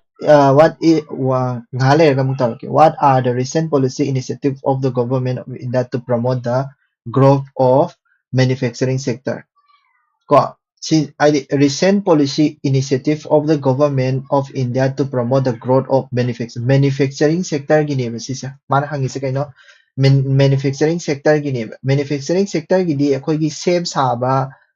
mana government of India na manufacturing sector da growth laina bagi damakta kari thabak paikhat kya thabak se asukagati paikhat langani ko aduna ayamba thabak tawbagi ayamba kano haira aba thoigi chahaini posak haira aba adoi taragadi loin chumdini ko like national investment and manufacturing zones matam dugi ni ko sisi haidi ariba matagi question ne sisi ariba matam dugi current affairs si budget ta natraga khoigi economic survey da yarong gani ba sisi aduduna ni aina ngasai digi tawre ise ayambana current affairs की base ओइबा question ngata ओइबेगिनि को आइना हाइदे history की question खराबदि यावे अदु तारसु current affair दा base तोबा question ओइबेगिनि को यामना हुजिक अदुदना अखोइना सिगुमा question से खुंगे हारगदि अखोइ हुजिक से बजेट नत्रगा इकोनॉमिक सर्वे से फसना पादबा यारोइबो क्वेश्चन से मतम दगी मतुंग इन सिगी क्वेश्चन से हंगकदोइनेबा अदुदना मोइगी सु गवर्नमेंट ऑफ इंडिया की पॉलिसी प्रोग्राम मतुंग इन मैन्युफैक्चरिंग सेक्टर से चौखटनबगी दमकता नेशनल इन्वेस्टमेंट मैन्युफैक्चरिंग जोन से लिंक खले सिजे आईडी मसी मैन्युफैक्चरिंग गिनि चुम्मे को दम सिसु सिंगल विंडो क्लियरेंस आई मैन्युफैक्चरिंग गिदि थबक सम आईडी माई गी पार्ट मसा मसा थबक म्याम लेबनिना सिंगल विंडो क्लियरेंस ने सु मतेंग पांगदोइने अदुना सिसु चुमबा याय को अदगी establishment of the technology acquisition and development fund Sissu चुम्मी को हाबेदि फंड सु दरकार लेबा अदुना मोय होमंग से चुम अदुना इकोनॉमिक सर्वे अदुगा खोइगी बजेट से फजना पाबियु को सिसु नि चमाने we saw the following method of the parliament control over public finance in India public की पैसा की matang से parliament na kamaina control tauge habanibuko parliament na akoigi bill myam am puthoi like budget ki bill budget ki appropriation bill haibo dagi bill myam am puthoi ko budget ta puthoi ba magi document myam am su puthoi ko budget ta document myam am su puthoi ba adu myam sing do karam ba yawge budget to di budget ka to pamaming si kaino annual financial statement haibo adu duni budget aise parliament na puthopani adu duna sizim summe ko atopa mami ni ko budget ki annual financial statement harise dagi withdrawal of money from the consolidation fund of India sisu chumme ko consolidation fund dagi lokthokpa je akoina kai adi kano tauge harakanda appropriation made by law hai ko appropriation made by law มาสิที่ change ตัวไปยาเด็กก็ appropriation made by law มาสิที่หังกันได้ตัวไปยาเด็ก consolidation fund เด็กกี่appropriation bill สิที่คุยน่ะกันว่าตัวเราควรมาตั้งแต่ที่คุยกี่มาสิที่parliament की थबक थौरंगी consolidation fund की थोलक पसे कइनो कोई की parliament की member की salary गुम्बा देगी vice president president की salary गुम्बा pension गुम्बा high court की judges की अदु गुम्बा मैम तो नहीं बस the appropriation bill ने अदु दी parliament ने लेप तो इन्हीं को लोइने provisions of supplementary grants and a board on account चीज़ जो चाहने को supplementary grant है जिना article number 115 तक इन्हीं को अदु दोना सिसु parliament पी दोने board on account है बिसना कहीं नो हार गदी कोई की financial year अमा कोई की budget अमा तौत्री गए दा कोई की पैसा से season नहीं गए ले रखता रहा अदु इतारे के board on account तौत्री ने board on account है इसे कहीं नो हार कंदा पैसा के तंग season है जगह ना budget से तौत्री गए full budget से लाख गए दा कोई की पैसा के लोई थोक रहा अदु इतारे के board on account से तौर सीना दुनिया सीना article number 116 निको सिसु parliament ना लोई तौत्री नहीं अदेगी periodic or at least mid-year review of programs of the government against macroeconomic forecast and expenditure of by the parliamentary budget office. Nuko atai sing sidi ngasai gi annual financial statement have se parliament nang pa tara ga de dum khang ni ma si dum yaw bani financial statement as annual financial statement as consolidation fund of India have si parliament pa tara ga de dum yaw ga de yam irai lai bani ko koi gi polity koi gi Laxmikant pa matam da si sing de loi theng na ne parliament ki para pa matam supplementary grant board on account ka ha se dum parliament pa matam theng na ga ne but sidai body bakak man hari iba kari body no haragadi parliamentary budget office na si tagra ba ang tang ko ai si taro iba ako gi parliament masi gi pot se leite kanai parliament lei British adegi America gi parliament lei ba ko haidi parliamentary budget office hai se अखोई India दा लेते बा अदुदुना मसी जिमा अखोई ओइथो और को India की private कनो के हायरमनिना इंट्रोडक्शन ऑफ फाइनेंशियल बिल सी फाइनेंशियल बिल पार्लियामेंट ना बुथोप जे सी जु पार्लियामेंट ना तवदा बथौनी अदुना पार्लियामेंट ना तवदा थबक नाता ने 4 एक्सेप्ट 4 सनतना अदुदुनी 4 यावदबदो खनबिरलर ए को ए सिना करे आंसर आउदिनी को अदुदुना सुमाइना खोट पे आई को कनो तौरगा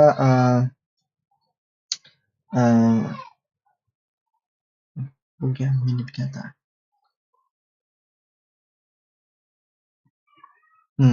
adum loi tho asida akoi gi 50 bo loi tho as Mahatma Gandhi undertook fast unto death in 1933 mainly because yong ko 1932 sidegi dip question se nungai ba hor ani ko sigi question jing se mathak ki question jing se ayambada akoi gi trick sisina ba se pakna yada ba question na ayamba oye ba ko haidi kano gumba haidi trick pan ba se yada ba question gumba na ayamba oye ba aduna question je sidegi di nungai ba hor ani ko question number 36 tagi di 1932 ऐसे कहीं ना 1932 ऐसे 1932 से करी 1932 से करी थोकी कोई के राउंड टेबल कॉन्फ्रेंस थोकी को हिस्ट्री द टाइमलाइन खंग बसे हम मरु होए बको टाइमलाइन खंग तारगा दे कोइना 1932 से पलकपा मतम द ए मसी मया जदा दे कोई की कनो 1932 से दे कोई ए पुना पेक थोकी काय से खंग दुने पुना पेक को पुना पेक थोकी बनी सीमा तम से पुना पेक थोकी को अदगी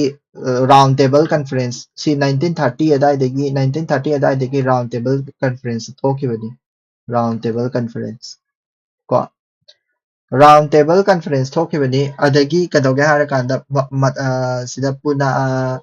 सी साइड राउंड टेबल कॉन्फ्रेंस कोई की कम्युनल रिवार्ड का से सिदा से पी गिवने कम्युनल अवार्ड का को अदुना 1932 बुपला अगति मसी मैम जी निजिंग round table conference communal award Poona pace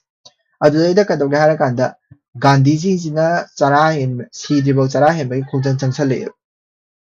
मसी से कई मरंगिनो सिने गांधी जी ने ख्वाइदगी यानिंगी दबसे कइनो हार कांदा राउंड टेबल कॉन्फ्रेंस से सेकंड राउंड टेबल कॉन्फ्रेंस समाज चले याना बा करी पोरक्तरे अदुदगी मासे कदोगे हारकांदा नन को civil disobedience movement जेसिदगिदा civil disobedience movement जेसिदगिदा लाउथोकेबने civil disobedience movement से हे लाउथोपगा गांधी जी से फाग्रानेबा गांधी जी से सिदगिदा जेल मनुंगदा लेब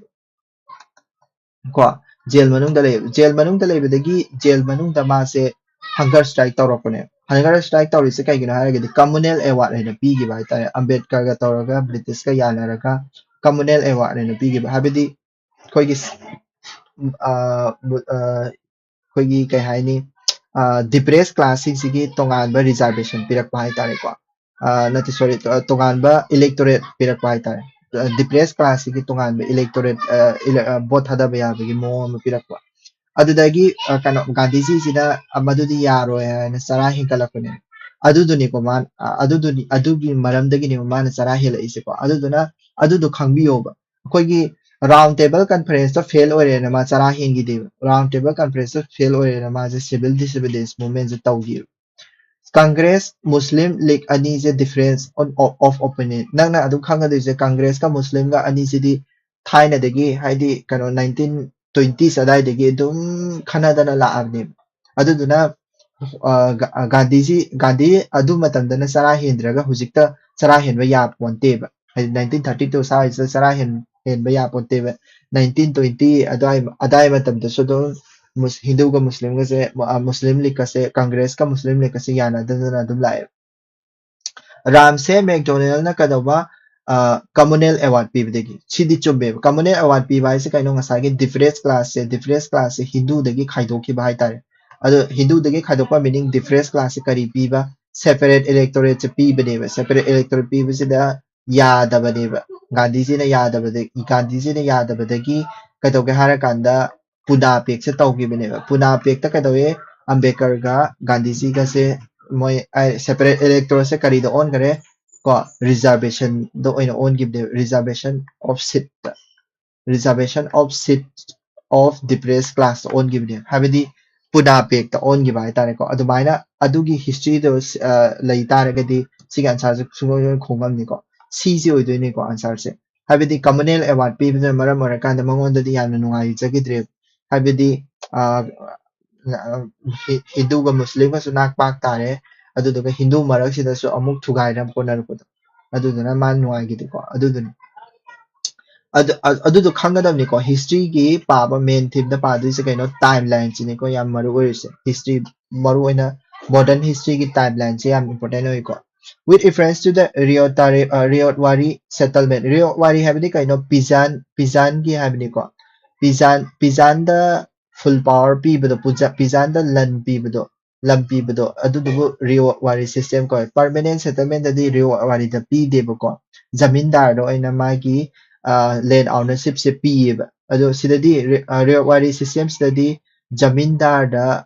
land owner pidre peasant masamatu da cultivator masamatu da मागी कनो से पी हाइदी लैंड आउनिंग राइट से पीबा अदु रियल वारी सिस्टम सिसु ममांग दम हंग्रबनी क्वेश्चन से को अदुदना पाबियु को the rent was paid directly by the peasant to the government yam chumi ko sidi haidi peasant ga government ka yana raktuine ba riot wari settlements dadi aduna ne bu riot wari na kauri ne riot wari haisi kano riot haisi kano peasant kangku sing sidi को peasant Kangu जिंसे कदो बहाय कांदा रियो वारीदा full right से P दोने लेन की full right से P दोने नंग लेन से कनो ओरो अदुदुगा नोइसे कदो के हारा काना ब्रिटिश ना हाइसे नोइसे ब्रिटेन दा टैक्स पीरो उसिने टैक्स से कदो बा ब्रिटेन दा डायरेक्ट पीरो उसिने नोइदा मिडलमैन हाइदि ngасai जमींदारी से या होलरो सिने जमींदारी से पुंग मुथतपने आइदि रियो वारी से सनना फनबदा अदु तारगदि PCN directly government the period that tropicise ID tax aduduni si jumdi chumiko government gives patas to riot ID patas have say land owner or name moise pisan sin around owner to recognize the boy na inkol patas in say moida noise owner ne to na inkol pata owner ni khang na ba inkol pata pa da ya recall ro ha na ko aduduna government da inkol patas pi si I bet adum कनोंदा चटली को हाइदी line अमदा चटली the land are were surveyed and accessed before being taxed ko len je hoi tax loge khongkat ke hai taragadi marik chumna khongkat pai je British ki mathau ni ko British na yam togan ba mathau ni ai ana se ki khongkat pai se ko aduduna akoina survey tawba hai survey tawba je dum tawrame meaning di kaina har kana land area so mana kan live land area je sini adu tar di land ni tax to chawna bagi damakta or mana losan bra lamdo phasana mapping tawda taragadi kai hai ni area da su khangoroi dana adu du bi wani ni da ko aduduna mapping hana phasana tawri ni survey tawri ni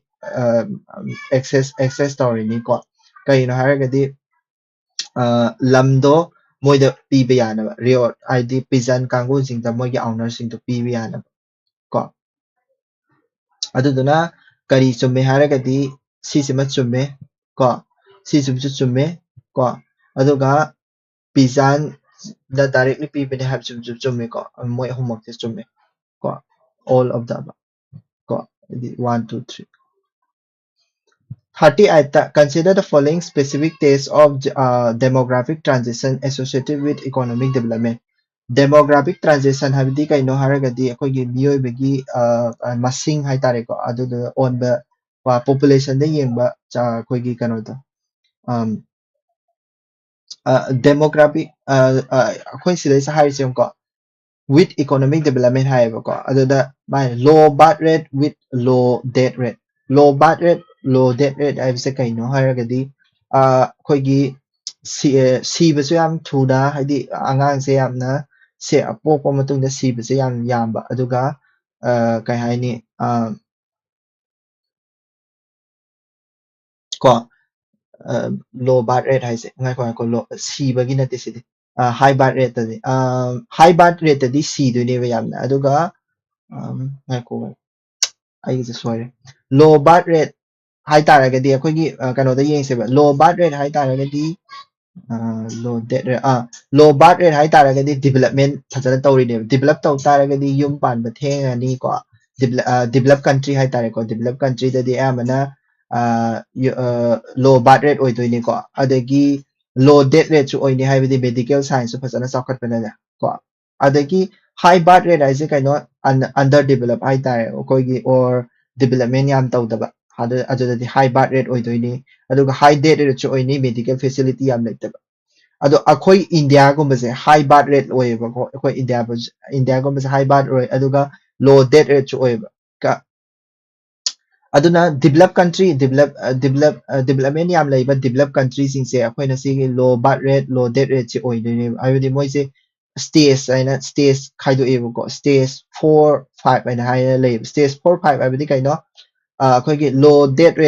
rate ꯁꯤꯗꯒꯤ birth rate ꯁꯤꯅ ꯍꯦꯟꯅ ꯄꯤꯛꯈ꯭ꯔꯕ ꯍꯥꯏꯇꯥꯔꯦ death rate ꯁꯤꯅ ꯍꯦꯟꯅ ꯌꯥꯝꯈ꯭ꯔꯕ ꯑꯗꯨꯒꯨꯝꯕꯗꯨꯅ stage 5 ꯀꯧꯋꯦꯕ stage 5 ꯁꯦ ꯖꯄꯥꯟꯒꯨꯝꯕꯁꯦ ꯌꯥꯝ ꯇꯧꯏꯀꯣ ꯍꯧꯖꯤꯛꯁꯦ ꯍꯥꯏꯕꯗꯤ death rate ꯁꯤꯗꯒꯤ birth rate ꯁꯤꯅ ꯍꯦꯟꯅ ꯅꯦꯝꯈꯤꯕ ꯍꯥꯏꯇꯥꯔꯦ ꯑꯅꯤꯃꯛ ꯅꯦꯝꯃꯒꯁꯨ ꯑꯗꯨꯒ high birth rate high death rate ꯁꯤꯗꯤ ꯄꯨꯔꯥ ꯑꯇꯣꯞꯄ ꯍꯥꯏꯗꯤ develop ꯇꯧꯗ꯭ꯔꯤꯕ countryꯗ ꯑꯌꯥꯝꯕ ꯊꯣꯛꯍꯜꯂꯤꯀꯣ ꯑꯗꯨꯒ high birth rate with low death rate ꯍꯥꯏꯁꯦ ꯏꯟꯗꯤꯌꯥꯗ ꯇꯧꯕꯅꯤ ꯃꯣꯏꯁꯦ stage 2 ꯍꯥꯏꯅꯩꯀꯣ ꯍꯥꯏꯕꯗꯤ birth rate ꯁꯤꯗꯤ ꯌꯥꯝ ꯋꯥꯡꯕ but sibagi chance yamna haidi wangdaba haitare ko adugumado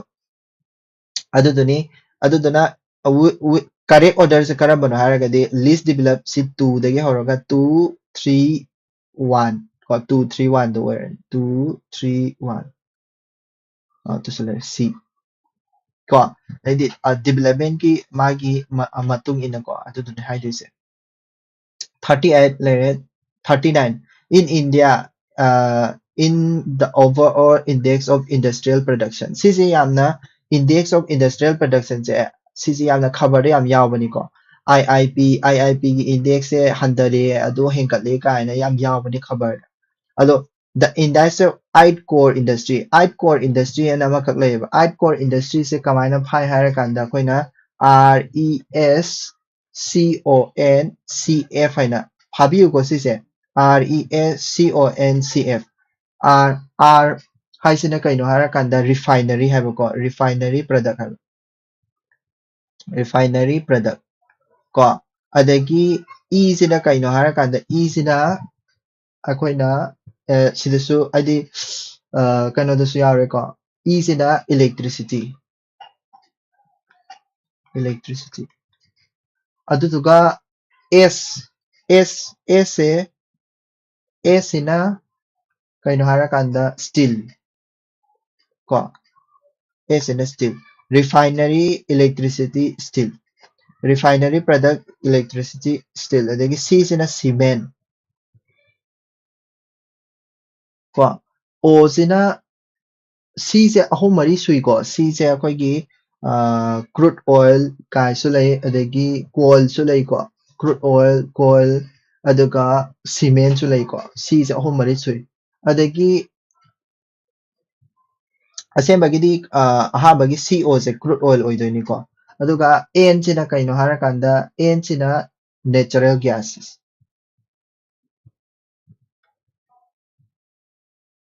natural gas ꯀꯣ ꯁꯤꯁꯦ crude oil ꯑꯣꯏꯍꯜꯂꯁꯦ ꯁꯤꯒꯤ ꯁꯤꯃꯦꯟꯁꯦ ꯑꯣꯏꯍꯜꯂꯒꯨꯝꯁꯦ crude oil ꯀꯣ crude oil ꯑꯗꯨꯒ ꯁꯤꯁꯤꯅ ꯁꯤꯃꯦꯟ ꯑꯣꯏꯍꯜꯂꯁꯦ ꯁꯤꯅ fertilizer ꯀꯣ ꯑꯩꯅ ꯁꯨꯃꯥꯏꯅ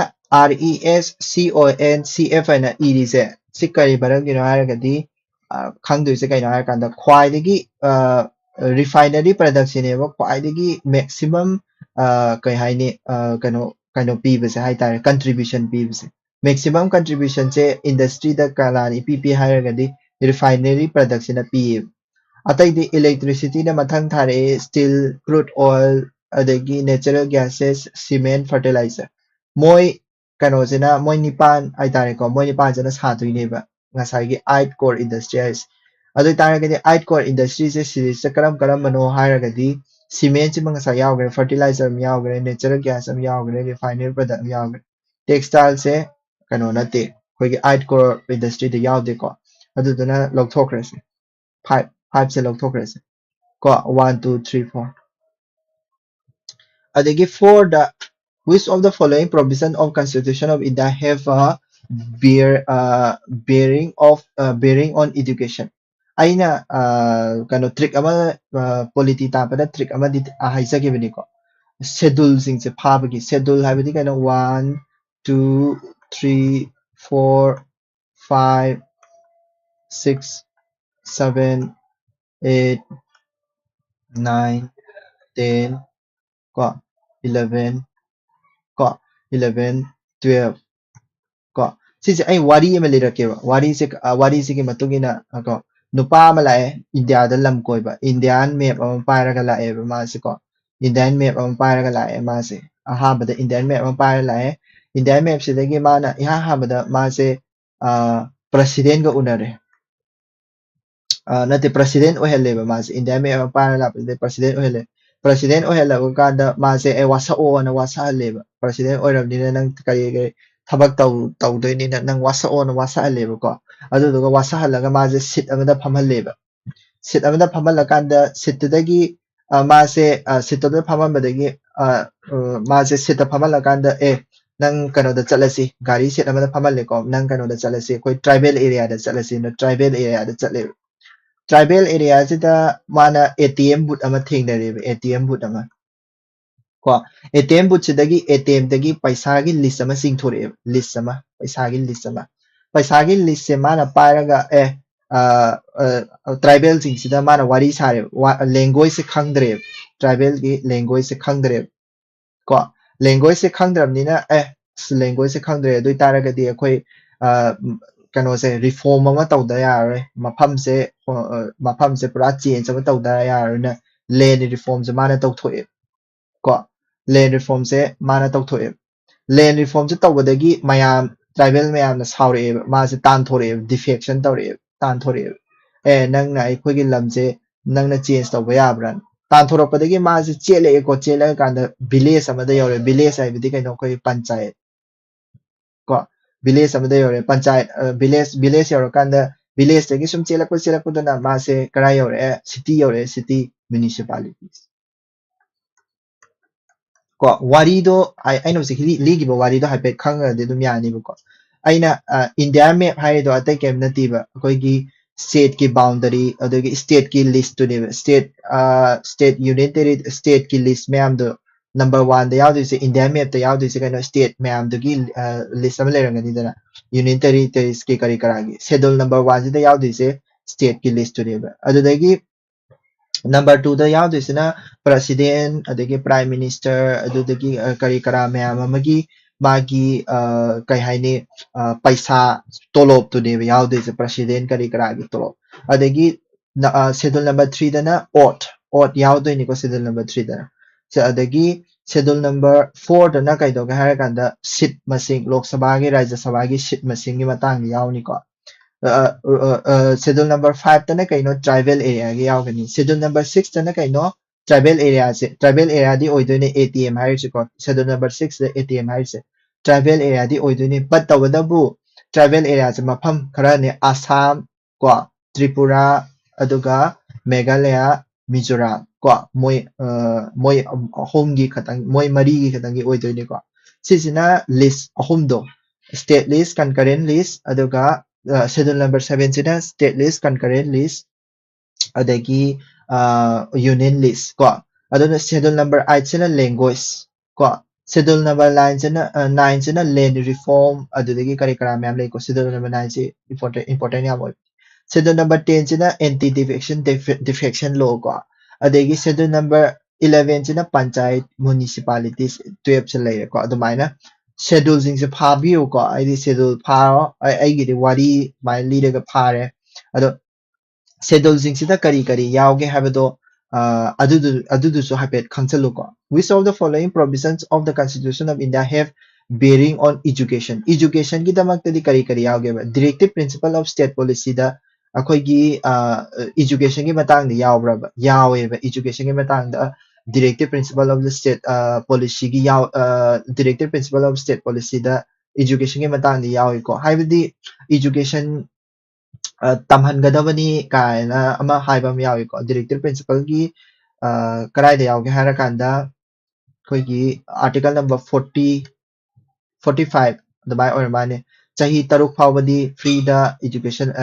the complete the chahi taruk tagi ko of all children ko until they complete the age of 6 yaudringai gi the early child ki care logadabani education togadabani ka habs early child ke ne ko 45 se 46 se da koi ki education amasung kanogi economic interest si se weaker section of the society gi education gi matang ni ko article number 45 46 se directive principle da yawani ko rural and urban local bodies si the panchayat ta su dum yawi ko 73rd and 74th amendment da dum yawre ko moi da koi gi education je dum yawse ba ai bi panchayat ta education gi matang da su dum yawi fifth schedule se kaino ngasai tribal doni ko tribal area ki tribal area da moi gi tribal gi autonomous body kain lei ko moi gi tongan ba manipur gi su tongan ba kai haini akoi gi autonomous district council kaina hadi mayam ama leitana ko adugumado su education gi ide autonomous district council se pura governor gi makha da lei gi dui nei ba ko adu governor gi makha da leiramdina moi gi su tongana rule and regulation education gi yarom gani dana ko adu su yauni ko tribal area gi education se tongana akoi gi state ki education ga manadi ba sisu yauni ko 6 schedule su id state mari gi oiribnina 7 schedule su kada list da education se concurrent list yawi ko concurrent list education se yawi education aduna loina makta yawi aduna khangadam ne habidi 5th schedule 6th schedule 7th schedule harpa matamda karino habdu khang tar ga de dum yawi ayamana sigi ayamba kon punamak se ayamana education je yawi ko kanogi ayamana language ta su yawi haidi hindi language ki tamnabagi khotpagi ko adagi panchayat municipalities ta su 11 12 sida su yawi education gi ko aduni yani ko sise aduna moi mari makte yawi na 4d je khotaba adagi government of India encourage the cultivation of sea bug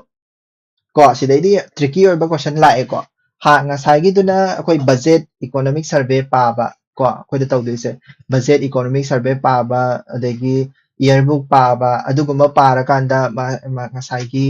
akoi gi scheme gumba adagi government gi initiative gumba do adudu phasana para kanda ꯈꯨꯝꯒꯗꯕ ꯀꯣꯏꯁꯟ ꯉꯥꯛꯇꯅꯤ ꯉꯁꯥꯏꯗꯒꯤ ꯑꯩꯈꯣꯏꯅ ꯅꯩꯅꯖꯔꯤꯁꯦ ꯁꯤꯁꯤꯅ ꯀꯔꯤꯅꯣ ꯍꯥꯏꯔꯀꯥꯟꯗ ꯁꯤꯁꯤꯅ ꯏꯟꯚꯥꯏꯔꯟꯃꯦꯟꯠꯒꯨꯝꯕ ꯑꯗꯨꯒꯨꯝꯕꯒꯤ ꯀꯣꯏꯁꯟꯅꯦꯕꯀꯣ ꯏꯟꯚꯥꯏꯔꯟꯃꯦꯟꯠꯒꯨꯝꯕ ꯑꯗꯒꯤ ꯀꯩꯒꯨꯝꯕ ꯁꯤꯒꯨꯝꯕꯒꯤ ꯀꯣꯏꯁꯟꯁꯤꯗꯗꯤ ꯀꯔꯤ ꯇꯧꯒꯅꯤ ꯑꯗꯣ ꯑꯩ ꯍꯥꯏꯖꯔꯛꯀꯦꯕꯀꯣ government of India increase cultivation of ꯕꯛ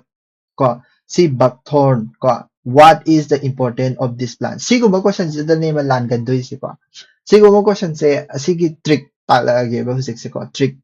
atai sidi akoi polity par si question 40 se polity par khungam ni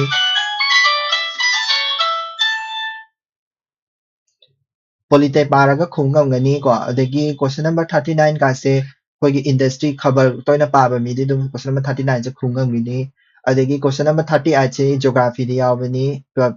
kanogi geography da adagi question number 37 ka se ko hadi history pa ba da dum khungam ne ba ko khungam ni cd environment phada am paraga se question number 41 se khungam moi environment phada am paraga si buckthorn ai se amphok ta da ba pot ne khabar phada am pare khabar da si buckthorn se yawgre khala se ba si buckthorn se yawre haraga su no ai class sau nga ta le to ai nga le to ke ba mama ta hai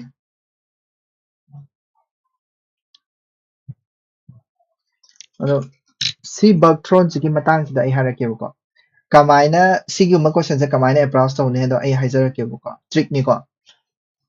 Government of India encouraged the cultivation of sea buckthorn. What is the importance of this plant? Sea buckthorn se sungta ta da ba question ne ko ada C habase yawe C habase yawe akoi da khangdoi se kaino hara kanda karamba organism no or karamba pambi ore ko karamba pambi no habase thidok doi ne se kamaina thiji ge yeng se ko yong ko it helps in controlling soil erosion and in preventing desertification it helps in controlling soil erosion and in preventing desertification hadi adoi taragadi ma haise kaino soil erosion thoktanaba honabada aduga desertification prevent tawnaba honaba pambi makhalamane si buckthorns adagi loinama phana pagisiko it is a rich source of biodiesel yo biodiesel se pantaragadi akoigi jotrapha ina mal e pambi mako adudu ningsingadamne biodiesel gidi jotrapha haisine pambi se ko akoina sum thenaba matamda biodiesel bu pantaragadi jotrapha haisine ko jatropha haiba ko jatropha haiba pambi se si se kano aidi koigi biodiesel bu palagadi jatropha se oidoi ne pambi se ko ado rich source of biodiesel se oi jatropha se ni su ningsing jire khala se rich source of biodiesel se hairam me ado tarakadi biodiesel haibasiga siga chana bre yengo ba soil erosion thokpa prevention of desertification prevention soil erosion thoktanaba hai taragadi ma se mara yam taba mara yam na hoba pambi oidoi ne ba duga preventing desertification aduni ba mara yam na pambi oidoi ne ba aduga sigi kano sidi koigi biodiesel sungnaba rich source of biodiesel haidi sisida thau class story thau kano tawba thau yamna thokpa pambi oidoi ne ba sisina thau yamna thokpa siga mara yamna panba siga yam thin khenagre ba ko adage nutritional value is well adapted to live in the cold areas of high altitude haidi kaino sigi pambi ani si yam thi khenare ko ngasagi mara yamna pan pambi oidoi ne sisina mara yam pan taragadi kashu aidi biodiesel gumba pambi akoigi thau yamna sungba pambi se oiraroiba it has nutritional value and is well adapted to live in the cold areas of the high altitude yongo cold area of the high altitude aise kaino karamba mafam oirani desert kumba mafam oidoi ne mois aduna cold area high altitude ta laiba desert ta hauba pambi haibasiga desert ta hauba pambi se ayamana maraya na tai to maraya na tai smaina adu tardi 1 jiga kari 3 jiga related oiradra nutritional value su wang haire well adapted to live in the cold area desert တစလေဟာရဲ cold area အဲ့ဒီ cold area of high altitude တလေဟာရဲတာကဒီမာစေမာရာစေအမယုံမနီပါမာရာစေအမ်ဇထရမနီပါ desert တဟောပန်ဘီအယမ်မာရာစေယာအမ်နဇထေပါအဲ့ဒါက1က3ကစကိတ related ဝဟန်ဘီရော its timber is of great commercial value timber se kadoba timber is of great commercial value magi timber se yamna kano to id timber se kadoba commercially yon bada yamna sitpa pot oye sitpa id timber is of great commercial value ko yung ko timber hai magi timber yam saw na hawi hai timber se yamna ꯍꯥꯏꯗꯤ ꯎꯁꯦ ꯑꯣꯏꯅ ꯀꯥꯔꯄꯦꯟꯇꯔꯅ ꯌꯥꯝ ꯁꯤꯖꯤꯟꯅꯕ ꯄꯥꯝꯕ ꯇꯤꯝꯕꯔꯗꯨ ꯑꯣꯏ ꯍꯥꯏꯔꯤꯕ timber ꯍꯥꯏꯔꯛ ꯇꯥꯔꯒꯗꯤ ꯀꯩꯗꯧꯔꯦ ꯃꯥꯁꯦ ꯍꯥꯏ ꯑꯜꯇꯤꯆꯨꯠꯇ ꯂꯩꯔꯝꯒꯗ꯭ꯔꯣ ꯆꯤꯡ ꯃꯇꯣꯟꯗ ꯇꯤꯝꯕꯔ ꯌꯥꯝꯅ ꯐꯖꯕ ꯇꯤꯝꯕꯔ ꯍꯧꯔꯝꯒꯗ꯭ꯔꯅꯦ ꯍꯧꯔꯣꯏꯀꯣ ꯑꯗꯨꯗꯨꯅ 4ꯒ 3ꯒꯁꯦ ꯄꯨꯔꯥ ꯅꯦꯒꯦꯇꯤቭ ꯆꯠꯂꯦꯕ 3ꯁꯦ ꯑꯣꯏꯇꯥꯔꯒꯗꯤ 4ꯁꯦ ꯑꯣꯏꯔꯔꯣꯏꯕ 3ꯁꯦ ꯆꯨꯝ ꯇꯥꯔꯒꯗꯤ 4ꯁꯦ ꯆꯨꯝꯃꯔꯣꯏꯕ 4ꯁꯦ ꯆꯨꯝ ꯇꯥꯔꯒꯗꯤ 3ꯁꯦ ꯆꯨꯝꯃꯔꯣꯏꯕ ꯑꯗꯨꯗꯨꯝꯁꯨ ꯈꯪꯉꯨꯀꯣ ꯑꯗꯨ ꯑꯣꯏꯇꯥꯔꯒꯗꯤ 3ꯒ 4ꯒꯁꯦ ꯂꯩꯃꯤꯟꯅꯕ ꯌꯥꯔꯔꯣꯏꯕ 3ꯒ 4ꯒ ꯂꯩꯃꯤꯟꯅꯕ ꯌꯥꯗꯕꯗꯣ ꯂꯩꯃꯤꯟꯅꯕꯁꯤꯡꯗꯣ ꯀꯛꯊꯠꯈ꯭ꯔꯣ ꯀꯛꯊꯠꯈ꯭ꯔꯦꯀꯣ 3ꯒ 4ꯒꯁꯦ ꯂꯩꯃꯤꯟꯅꯕ ꯌꯥꯔꯔꯣꯏ ꯀꯩꯅꯣꯗꯤ ꯇꯤꯝꯕꯔ ꯌꯥꯝꯅ ꯐꯖꯅ ꯍꯧꯕ ꯇꯤꯝꯕꯔ ꯄꯥꯝꯕꯤꯁꯤꯡꯗꯣ ꯀꯩꯗꯧꯕ ꯀꯩꯅꯣꯗ ꯂꯩꯒꯗꯕ ꯅꯠꯇꯦꯕ ꯍꯥꯏꯗꯤ ꯇꯤꯝꯕꯔ ꯌꯥꯝꯅ ꯍꯧꯕ ꯇꯤꯝꯕꯔ ꯌꯥꯝꯅ ꯋꯥꯡꯕ ꯀꯩꯅꯣꯁꯦ ꯆꯤꯡ ꯃꯇꯣꯟꯗ ꯂꯩꯒꯗꯕ ꯅꯠꯇꯦꯕꯀꯣ ꯑꯗꯨꯗꯨꯒ ꯀꯩꯗꯧꯒꯦ ꯍꯥꯏꯔꯀꯥꯟꯗ ꯑꯩꯈꯣꯏ ꯋꯥꯟ ꯑꯣꯡꯂꯤ ꯍꯥꯏꯕ ꯑꯃꯁꯤꯃ ꯑꯩ ꯉꯁꯥꯏ ꯍꯥꯏꯒꯗ꯭ꯔꯥ ꯋꯥꯟꯁꯦ ꯀꯩꯗꯧꯋꯦ ꯃꯔꯥ ꯌꯥꯝꯅ ꯍꯧꯕ ꯄꯥꯝꯕꯤꯅꯤ ꯍꯥꯏꯗ꯭ꯔꯥ ꯋꯥꯟꯁꯦ ꯃꯔꯥ ꯌꯥꯝꯅ ꯍꯧꯕ ꯄꯥꯝꯕꯤꯅꯤ 3 1ꯁꯦ ꯌꯥꯎꯔꯒꯗꯤ 3ꯁꯨ ꯌꯥꯎꯒꯗꯕꯅꯦꯕ ꯀꯩꯅꯣ ꯍꯥꯏꯗꯤ ꯗꯤꯖꯔꯠ ꯑꯦꯔꯤꯌꯥꯗ ꯍꯧꯕꯁꯦ ꯃꯔꯥ ꯌꯥꯝꯅ ꯄꯥꯜꯂꯤꯕ ꯀꯣ ꯑꯗꯣ 1ꯁꯦ ꯌꯥꯎꯔꯛ ꯇꯥꯔꯒꯗꯤ 3ꯁꯦ ꯌꯥꯎꯒꯗꯕꯅꯤ ꯑꯗꯨ ꯑꯣꯏꯇꯥꯔꯒꯗꯤ 1 ꯈꯛꯇꯅ ꯈꯣꯠꯄꯁꯦ ꯂꯥꯟꯅꯦꯕ 1ꯒ 3ꯒ ꯁꯤꯁꯦ ꯑꯩꯈꯣꯏ intelligent guessingꯅꯤ ꯆꯨꯝꯃꯦ always time ꯆꯨꯝꯅꯤ ꯍꯥꯏꯕ ꯅꯠꯇꯦꯕ but at least ꯑꯩꯈꯣꯏ ꯌꯦꯡꯕ ꯌꯥꯏꯕ ꯑꯣꯞꯁꯟꯁꯤꯡꯁꯤꯗ ꯄꯤꯔꯝꯃꯤꯕ ꯑꯣꯞꯁꯟꯁꯤꯡꯁꯤꯗ ꯑꯩꯈꯣꯏ ꯀꯌꯥꯝ ꯌꯥꯝꯅ ꯆꯨꯝꯍꯟꯕ ꯉꯝꯒꯦ ꯍꯥꯏꯕꯗꯣ but ꯑꯩꯒꯤ ꯍꯧꯖꯤꯛꯀꯤ ꯂꯣꯖꯤꯛꯁꯦ ꯁꯤꯖꯤꯟꯅ ꯇꯥꯔꯒꯗꯤ ꯂꯣꯖꯤꯛꯁꯦ ꯌꯥꯝꯅ ꯂꯥꯏꯕ ꯂꯣꯖꯤꯛꯇꯤ ꯂꯣꯖꯤꯛ ꯑꯣꯏꯅꯦꯕꯀꯣ ꯃꯨꯟꯅ ꯄꯥꯔꯒ ꯑꯩꯈꯣꯏꯅ ꯃꯁꯤꯗꯤ ꯍꯧꯕ ꯌꯥꯔꯣꯏ ꯍꯧꯕ ꯌꯥꯅꯤ ꯑꯗꯨ ꯇꯧꯕ ꯌꯥꯔꯣꯏ ꯇꯧꯕ ꯌꯥꯅꯤ ꯍꯥꯏꯕꯒꯤ ꯂꯣꯖꯤꯛꯇꯣ ꯐꯖꯅ ꯁꯤꯖꯤꯟꯅ ꯇꯥꯔꯒꯗꯤ ꯁꯤꯁꯦ ꯁꯤ ꯑꯩꯈꯣꯏꯅ ꯈꯣꯠꯂꯤꯁꯦ ꯁꯤꯁꯦ ꯑꯣꯐꯤꯁꯤꯌꯦꯜ ꯑꯟꯁꯥꯔꯗꯨꯅꯦꯕꯀꯣ ꯁꯤꯁꯦ ꯆꯨꯝꯗꯣꯏꯅꯦꯕ ꯀꯩꯅꯣ ꯍꯥꯏꯔꯒꯗꯤ ꯄꯥꯝꯕꯤꯁꯦ ꯑꯩꯈꯣꯏꯒꯤ ꯁꯤꯒꯤ ꯄꯥꯝꯕꯤꯁꯦ ꯍꯥꯏꯇꯥꯔꯦꯀꯣ ꯑꯩꯈꯣꯏꯒꯤ ꯀꯩꯅꯣꯗ ꯌꯥꯝꯅ ꯍꯧꯒ ꯁꯤ ꯕꯛꯊ꯭ꯔꯣꯟ ꯍꯥꯏꯁꯦ ꯄꯥꯝꯕꯤꯁꯦ ꯑꯩ ꯁꯨꯡꯈꯪ ꯈꯪꯗꯕꯤꯗꯅꯤꯀꯣ ꯑꯟꯁꯥꯔꯁꯦ ꯈꯣꯠꯂꯤꯁꯤꯀꯣ ꯁꯤ ꯕꯛꯊ꯭ꯔꯣꯟ ꯍꯥꯏꯁꯦ ꯀꯩꯅꯣ ꯑꯩ ꯁꯨꯡꯈꯪ ꯈꯪꯗꯦ ꯀꯣ ꯁꯤ ꯕꯛꯊ꯭ꯔꯣꯟ ꯍꯥꯏꯁꯦ ꯀꯩꯅꯣ ꯍꯥꯏꯔꯒꯗꯤ ꯍꯤꯄꯣꯐꯦ ꯀꯣ ꯔꯥꯝꯅꯣꯏꯗꯦꯁ ꯀꯣ ꯍꯤꯄꯣꯐꯦ ꯔꯥꯝꯅꯣꯏꯗꯦꯁ ꯍꯥꯏꯁꯤꯅꯦꯕ ꯍꯥꯏꯗꯤ ꯃꯥꯁꯦ नाइट्रोजन फिक्सिंग प्लान अमनी को नाइट्रोजन फिक्सिंग प्लान नि चिंग मतोंदा याम होगनबा अदुदुगा मासे सोइल इरोजन तौदनबा डिसर्टिफिकेशन तौदनबगी पांबी ओइनगा तौइको चिंग मतोंदा होगल्लिको अदुदुनि अदो हिमाचल प्रदेश दा हिमालय रीजन दा होबा पांबी ओइदोइनिको सिसिको 3 से यारनिको सिसि सुमाइना खोटपासे ngam हाइदि खता दो ngam दोइन खले हाइदि 2 से की कानाबा लेट्रे तो ऑप्शन नंबर 2 से कशु कानाद्रेबा ऑप्शन नंबर 2 से तसेंना जट्रोफा हाइबा पांबी जिनेबा को जट्रोफा हाइबा पांबी जिनेबा यानिको 42 दा mu yengse which of the following is the chief characteristic of mixed farming से याम चेनबनिको अखोई आई नाबाद दा थाबा मतमदसु नाबाद की आंसर क्वेश्चन दसु याम यावइको mixed farming हाइबा मुगा को मिक्स क्रॉपिंग है बमगा अनि से याम खेने को क्रॉपिंग है मिक्स फार्मिंग है तारगदी फार्म तौबा से कइनो सांगा लोइबे है पांबी लोइबे है अदु पांबी जु थाबे है सांगा जु थाबे है सांगा जु लोइबे है अदेगी लोइन तौबे है फार्मिंग है तारग क्रॉपिंग है तारगदी पांबी खतगिने लान खतगिने अदु जु खंगोबा मिक्स फार्मिंग है तारगदी कइनो पांबी सांगा पुला पुन्ना लोइमिनाबदो अदु दुनेबा मिक्स फार्मिंग है Mixed cropping is cultivation of both cash crop and a food crop. I just see mixed cropping do name is crop gata mixed tower tabado other than mixed cropping mixed cropping is called name mixed cropping called pea deco cultivation of 2 or more crops in the same field စီစု mixed cropping နေပဲစီစု mixed cropping type နေပဲစီစုကွာadagi rearing of animals and cultivation of crops together စီစုနေပဲ mixed farming အဲ့စီစုgian tay ko atai sing si khot lo di ko yam man ba ni ko mix cropping ga mix farming ga sai ne ni ko 42 le de 43 mu yang si ko 43 the a particular state or in India has the following characteristic it is located on the same latitude which pass through northern Rajasthan si je mayam da nga hon da ba pirak pa question ne ba yong ko Arunachal Pradesh le re map to mo ni yong ko Arunachal Pradesh le re mai na map si India map si la ko Arunachal Pradesh လိုက်ရဲစမိုင်းလားကွာ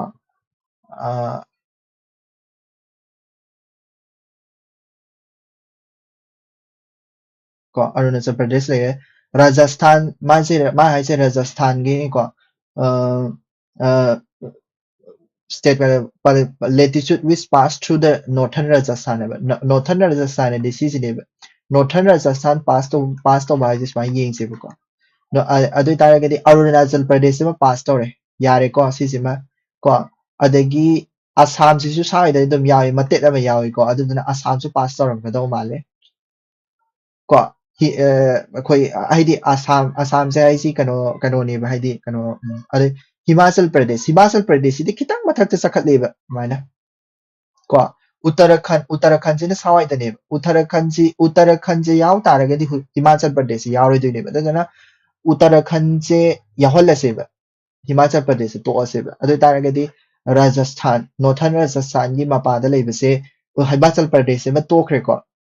it has over 80% of its area under forest cover gi 80% oi taragadi karam kano da forest se cover se 80% oi gi northeastern state 80% ko lan thora ba adu taragadi mo se biodiversity hotspot kangu du ni ko adu na northeastern state ayamba oirani ko northeastern state ayamba oirani aduna 80% yobadi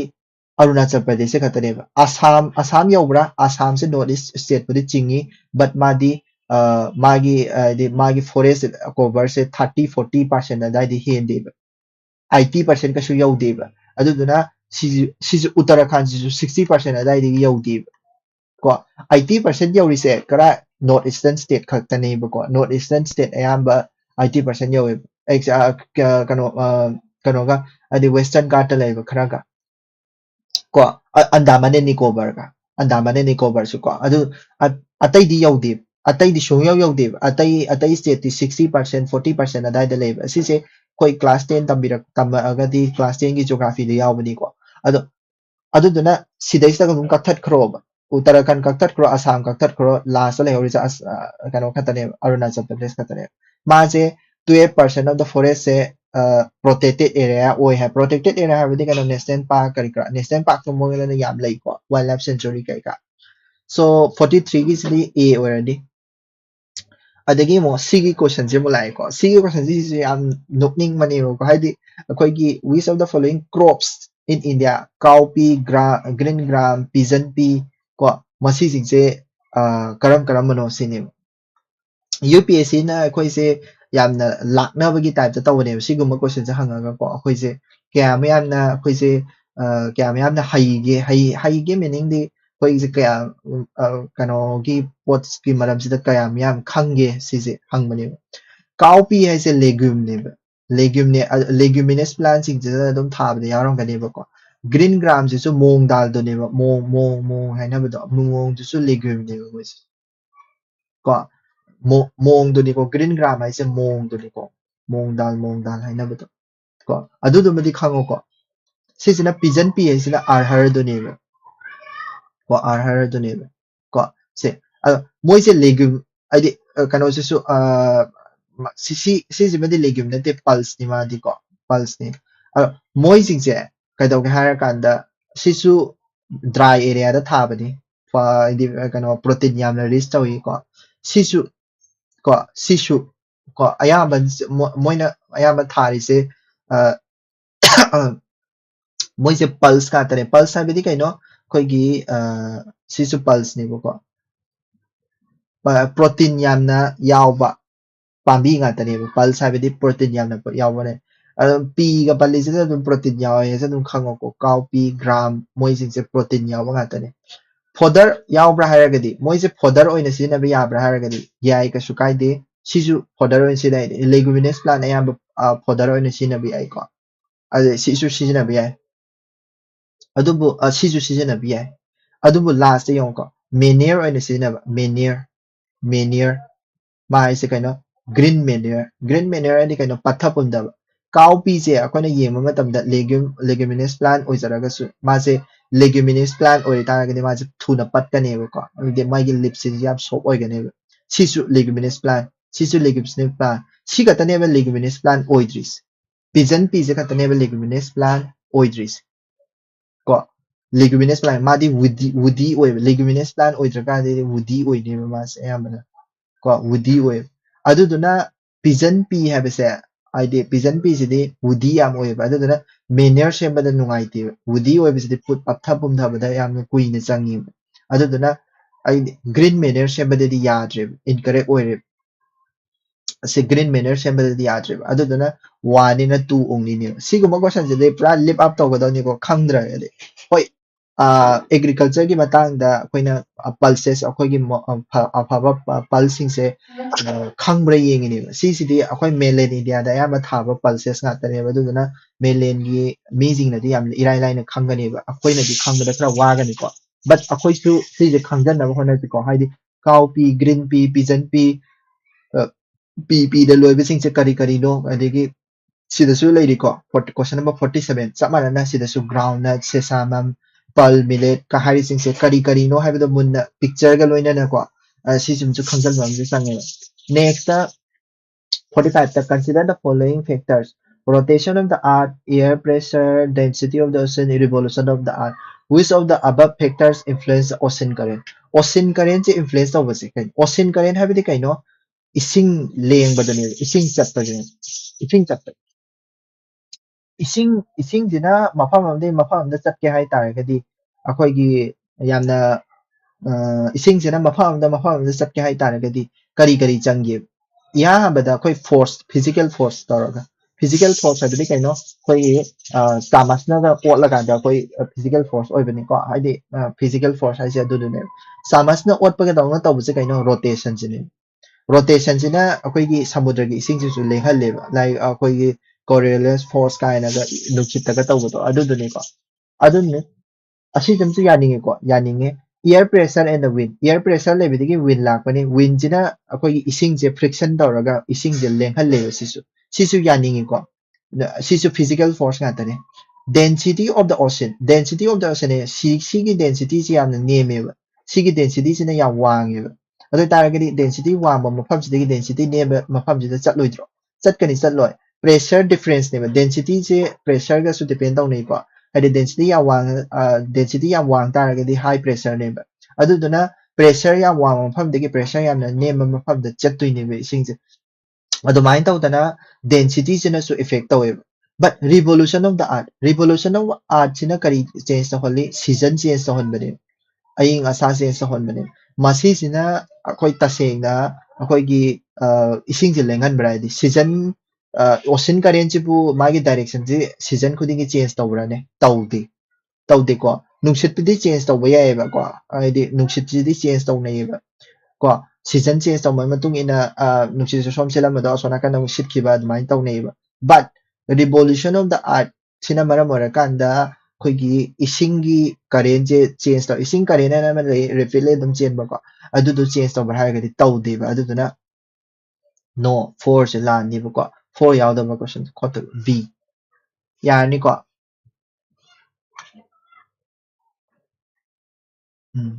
adagi mo next with reference to the wetland of India consider the following statement country gi total geographical area under category of wetland is recorded more in Gujarat se dum yengoba Gujarat ki the lerise run of Kutch lere ko run of Kutch ko adudagi kadoge harakanda run of Kutch sidi magi saline oiba brine mafam wetland map am leyo size da ko size da map am leyo akhoni yekpa matam size da matam tak tatpane अदुदा तारगदि wetland से मैम लेरमनी खंगेबा अदुना country की total geographical area से under the category of wetland is recorded more in Gujarat. Gujarat दी याम ले रहे खंगो चुमे को आदि गुजरात दी wetland याम ले अदु सिजे में चुमनी in India को logically जो तुम खंग में आ रहे जो गुजरात state पुनः मक्ते की दी गुजरात न हेलंगनी है उसे कदम खंग मंगा India, the total geographical area of coastal wetland is larger than that of the inland wetland. Coastal area is kind of coastal, smile coastal ko India ki coastal area le riba, Andaman and Nicobar ki coastal area da le riba, magi wetland mayam le ne wetland mayam sing sida inland manung haibadi akoy ki river manak taga le riba wetland adagi lake maya taga le riba wetland sida ki he ni haibadi. She is even the shung tha zero ne ko kai no ꯑꯩꯈꯣꯏ ꯏꯟꯗꯤꯌꯥꯗ ꯋꯦꯠꯂꯦꯟꯁꯦ ꯑꯁꯨꯛꯀꯤ ꯃꯇꯤꯛ ꯐꯪꯉꯦ ꯃꯅꯤꯄꯨꯔ ꯍꯥꯏꯁꯦ ꯀꯩꯅꯣ ꯃꯅꯤꯄꯨꯔ ꯍꯥꯏꯁꯦ ꯑꯩꯈꯣꯏꯒꯤ ꯃꯅꯤꯄꯨꯔꯗ ꯋꯦꯠꯂꯦꯟ ꯀꯨꯟꯊ꯭ꯔꯥ ꯅꯤꯐꯨ ꯍꯦꯟꯅ ꯐꯪꯈ꯭ꯔꯦꯕ ꯍꯥꯏꯗꯤ ꯂꯣꯛꯇꯥꯛ ꯄꯥꯠ ꯃꯌꯥꯗ ꯋꯦꯠꯂꯦꯟ ꯃꯌꯥꯝ ꯑꯃ ꯐꯪꯉꯦ ꯋꯦꯠꯂꯦꯟꯒꯤ ꯑꯦꯔꯤꯌꯥꯁꯦ ꯑꯁꯨꯛꯀꯤ ꯃꯇꯤꯛ ꯌꯥꯝꯃꯦꯕ ꯀꯣꯁꯇꯦꯜ ꯑꯦꯔꯤꯌꯥꯗꯤ ꯁꯨꯞꯅꯇꯒꯤ 60,000 ꯀꯤꯂꯣꯃꯤꯇꯔ ꯑꯗꯥꯏ ꯈꯛꯇꯅꯦꯕ ꯑꯗꯨꯕꯨ ꯋꯦꯠꯂꯦꯟꯁꯤꯗꯗꯤ ꯌꯥꯝꯈ꯭ꯔꯦꯕ ꯑꯗꯨꯗꯨꯅ boundary ꯁꯤꯗꯩꯁꯤꯗ ꯂꯩꯕꯁꯤꯒ ꯃꯅꯨꯡꯗ river ꯃꯅꯥꯛꯇꯒ ꯂꯩꯔꯤꯕ ꯑꯗꯒꯤ mainland India ꯂꯩꯔꯤꯕ ꯑꯗꯒꯤ ꯑꯩꯈꯣꯏ north east even north eastꯇꯒ ꯂꯩꯔꯤꯕ ꯃꯌꯥꯝ river ꯃꯌꯥꯝ lake ꯃꯌꯥꯝ ꯁꯤꯁꯤꯡꯁꯤꯒꯤꯅ form ꯇꯧꯕ wetland ꯃꯌꯥꯝ ꯑꯃ ꯂꯩꯔꯝꯒꯅꯤ ꯑꯗꯨꯒꯤ wetland ꯃꯌꯥꯝꯁꯤꯡꯗꯨꯒ coastal area ꯒꯤ wetlandꯒ ꯆꯥꯡꯗꯝꯅꯕ ꯃꯇꯝꯗ coastal area ꯅ ꯍꯦꯟꯒꯅꯤ ꯍꯥꯏꯕꯁꯤꯗꯤ ꯂꯥꯟꯒꯅꯤꯕꯀꯣ ꯁꯤꯗꯤ ꯂꯥꯟꯅꯤꯕ ꯀꯩꯅꯣ ꯍꯥꯏꯔꯒꯗꯤ ꯑꯩꯈꯣꯏꯒꯤ wetland ꯃꯌꯥꯝ ꯑꯃ ꯃꯅꯨꯡꯗ ꯂꯩꯔꯤꯕ ꯑꯗꯨꯗꯨꯁꯨ consider ꯇꯧꯒꯗꯕꯅꯤꯕꯀꯣ ꯑꯗꯨꯗꯨꯅ 46 ꯁꯤꯗꯤ 1 ꯑꯣꯏꯒꯅꯤꯕꯀꯣ 46 ꯁꯤꯗꯤ 1 ꯑꯣꯏꯒꯅꯤꯀꯣ ꯑꯗꯣ wetland ꯒꯤ ꯍꯥꯏꯔꯤꯉꯩꯗ ꯑꯩꯈꯣꯏ ꯔꯥꯝꯁꯥꯔ site ꯀꯣ ꯔꯥꯝꯁꯥꯔ site ꯑꯩꯈꯣꯏ ꯀꯌꯥ ꯂꯩꯔꯤ ꯑꯩꯈꯣꯏꯒꯤ ꯔꯥꯝꯁꯥꯔ site ꯁꯦ ꯀꯌꯥ ꯂꯩ ꯑꯩꯈꯣꯏꯒꯤ ꯍꯧꯖꯤꯛꯀꯤ ꯑꯣꯏꯅ 98 ꯀꯨꯝꯕ ꯂꯩꯕ꯭ꯔꯥ 98 ꯀꯨꯝꯕ ꯂꯩꯔꯝꯗꯣꯏ ꯃꯥꯜꯂꯦ ꯔꯥꯝꯁꯥꯔ site ꯁꯦ ꯑꯗꯨꯒ ꯑꯩꯈꯣꯏ ꯑꯅꯧꯕ ꯔꯥꯝꯁꯥꯔ site ꯑꯩꯈꯣꯏꯒꯤ ꯀꯔꯝꯕ ꯍꯥꯞꯈ꯭ꯔꯦ ꯍꯟꯗꯛ 2026 ꯇ ꯄꯠꯅꯥꯒꯤ ꯄꯠꯅꯥ ꯕꯥꯔꯗ ꯁꯦꯟꯆꯨꯔꯤ ꯍꯥꯞꯈ꯭ꯔꯦꯀꯣ ꯁꯤꯁꯦ ꯅꯤꯡꯁꯤꯡꯉꯨꯀꯣ ꯄꯠꯅꯥ ꯕꯥꯔꯗ ꯁꯦꯟꯆꯨꯔꯤꯁꯦ ꯍꯪꯉꯛꯄ ꯌꯥꯏꯀꯣ ꯁꯤ ꯑꯗꯨꯝ ꯍꯪ ꯂꯩꯔꯕꯅꯦ environmentꯒꯤ ꯄꯠꯅꯥ ꯕꯥꯔꯗ ꯁꯦꯟꯆꯨꯔꯤ ꯎꯠꯇꯔ ꯄ꯭ꯔꯗꯦꯁꯇꯅꯤꯀꯣ ꯁꯤꯁꯦ ꯎꯠꯇꯔ ꯄ꯭ꯔꯗꯦꯁꯇ ꯑꯗꯒꯤ ꯆꯥꯔꯤꯗꯥꯟ wetland ꯍꯥꯏꯁꯤꯅ ꯀꯔꯥꯏꯗꯅꯣ ꯃꯐꯝꯁꯤꯅꯤꯀꯣ ꯈꯪꯍꯧꯒꯗꯕꯁꯦ ꯆꯥꯔꯤꯗꯥꯟ wetland ꯍꯥꯏꯁꯦ ꯀꯔꯥꯏꯗꯅꯣ ꯒꯨꯖꯔꯥꯠꯇ ꯀꯣ ꯒꯨꯖꯔꯥꯠꯇ ꯑꯗꯒꯤ ꯑꯇꯣꯞꯄ wetland ꯀꯔꯤ ꯀꯩꯅꯣ 2025 ꯗꯤꯁꯦꯝꯕꯔꯗ ꯁꯤꯂꯤꯁꯔ ꯂꯦꯛ ꯔꯥꯖꯁꯊꯥꯟ ꯁꯤꯂꯤꯁꯔ ꯂꯦꯛ ꯔꯥꯖꯁꯊꯥꯟ ꯐꯥꯖꯜꯂꯨꯀꯣ ꯁꯤꯁꯦ ꯔꯥꯖꯁꯊꯥꯟ ꯑꯗꯒꯤ ꯀꯣꯄ꯭ꯔꯥ ꯔꯤꯖꯔꯚꯔ ꯀꯣ ꯔꯤꯖꯔꯚꯔ ꯁꯤꯅ ಛತ್ತೀಸ್ꯒಢ ꯀꯣ ꯑꯗꯒꯤ ꯑꯣꯛꯇꯣꯕꯔꯗ ꯄꯨꯊꯣꯛꯈꯤꯕ ꯑꯩꯈꯣꯏꯒꯤ ꯒꯣꯒꯥꯕꯤꯜ ꯂꯦꯛ ꯕꯤꯍꯥꯔ ꯀꯣ ꯑꯗꯒꯤ ꯍꯥꯏꯗꯤ ꯕꯤꯍꯥꯔꯗꯒꯤ ꯒꯣꯀꯨꯜ ꯂꯦꯛ ꯀꯥꯏꯅ ꯒꯣꯒꯥꯕꯨꯜ ꯂꯩꯔꯦ ꯒꯣꯀꯨꯜ ꯎꯗꯥꯏꯄꯨꯔ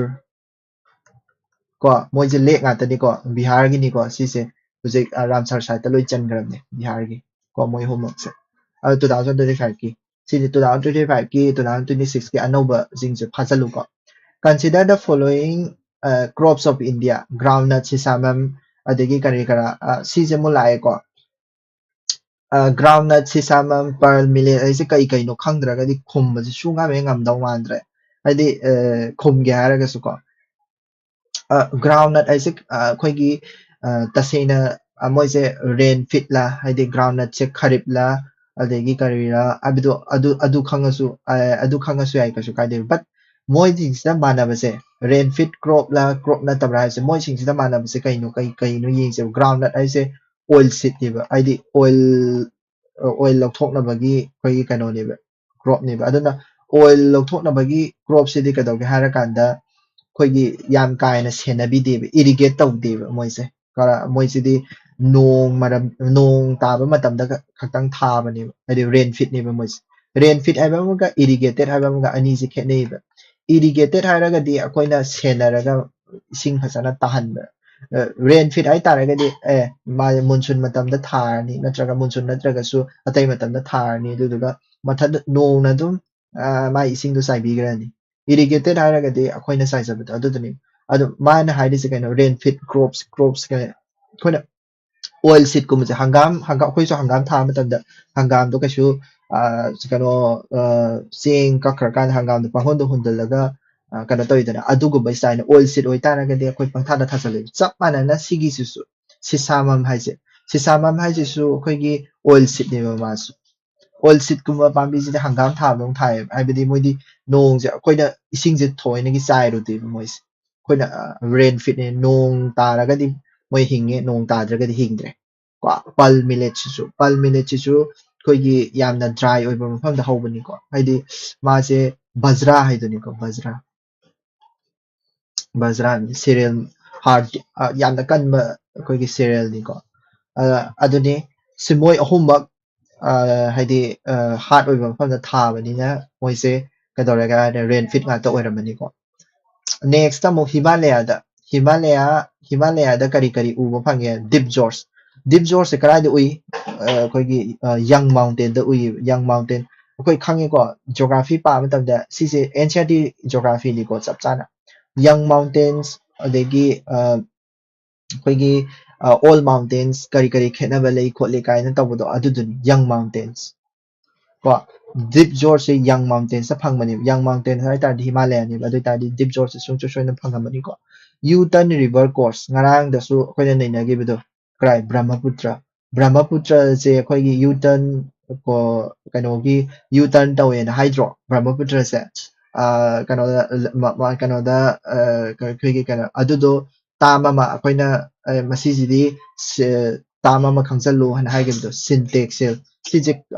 kanogi 2011 के क्वेश्चन दो टॉपिक ओइना हलाई ने को टॉपिक ओइना हलाई ने को अदेगी पैरेलल माउंटेन रेंज अखोय गे ददी पैरेलल माउंटेन रेंज ले हाइदि हिमाद्री हिमाचल शिवालिक्स को आइदि मोय रेंज हो मोयना लेना steep gradients causing landsliding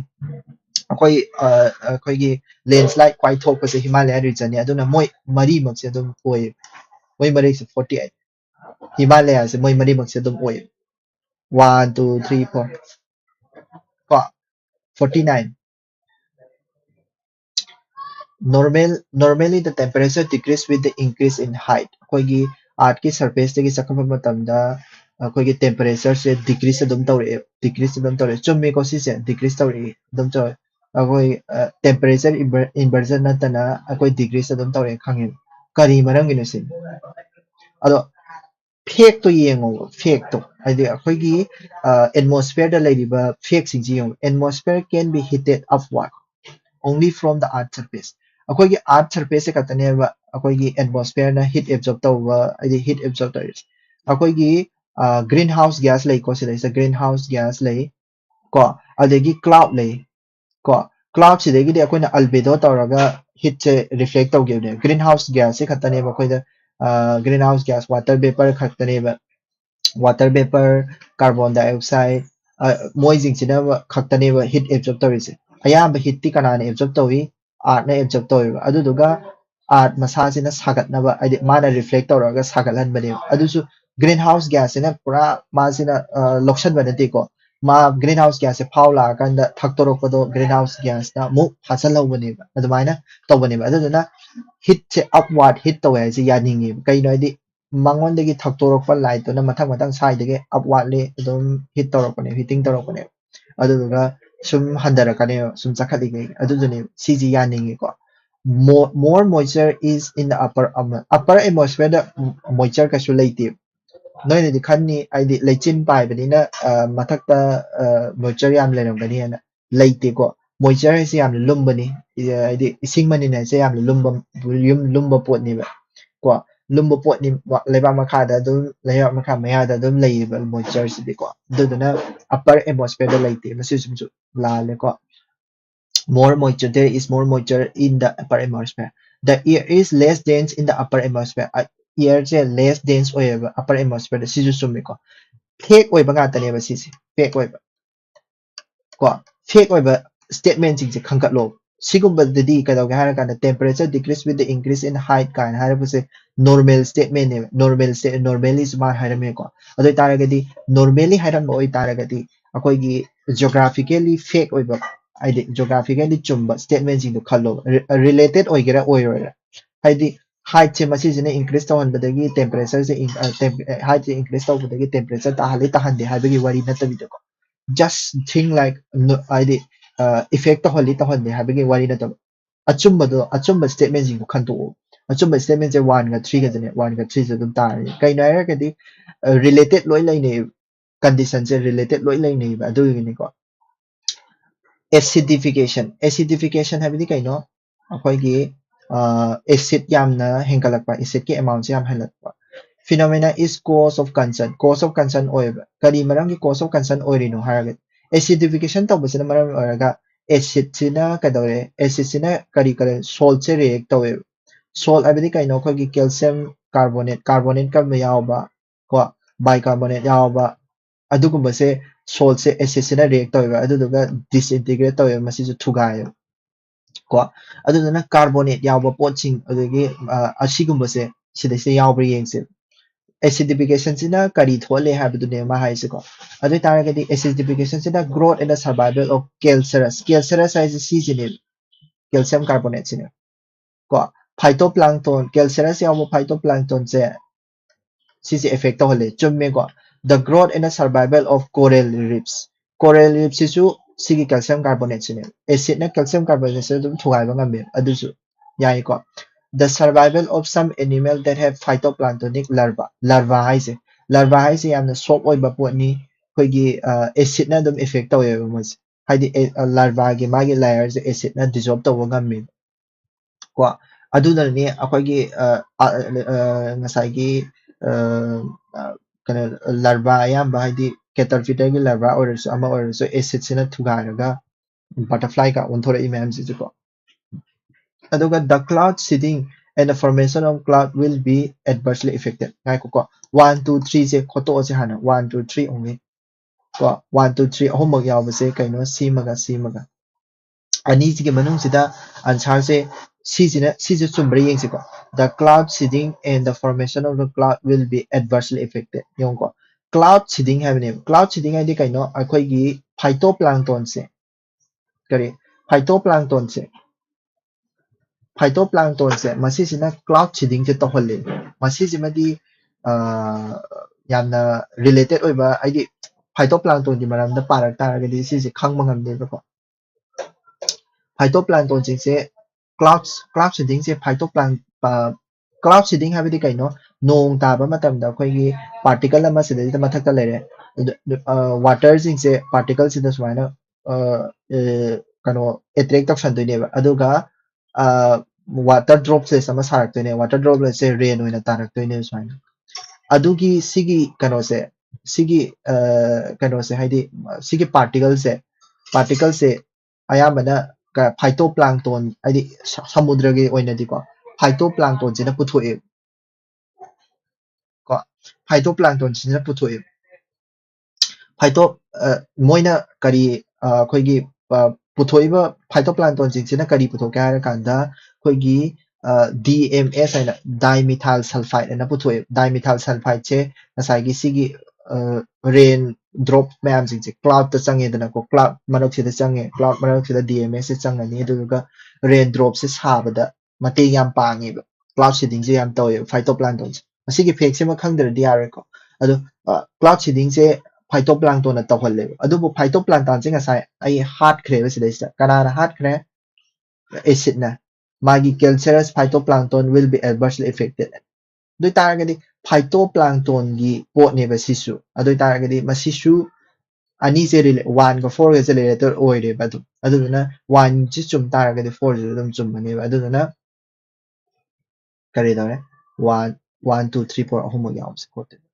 yani ko sibo 50 bo smile tawrase aduga kana tawrase hay horen oirasu ko aidi question kud manga man tawbo ya bri ko sidelo select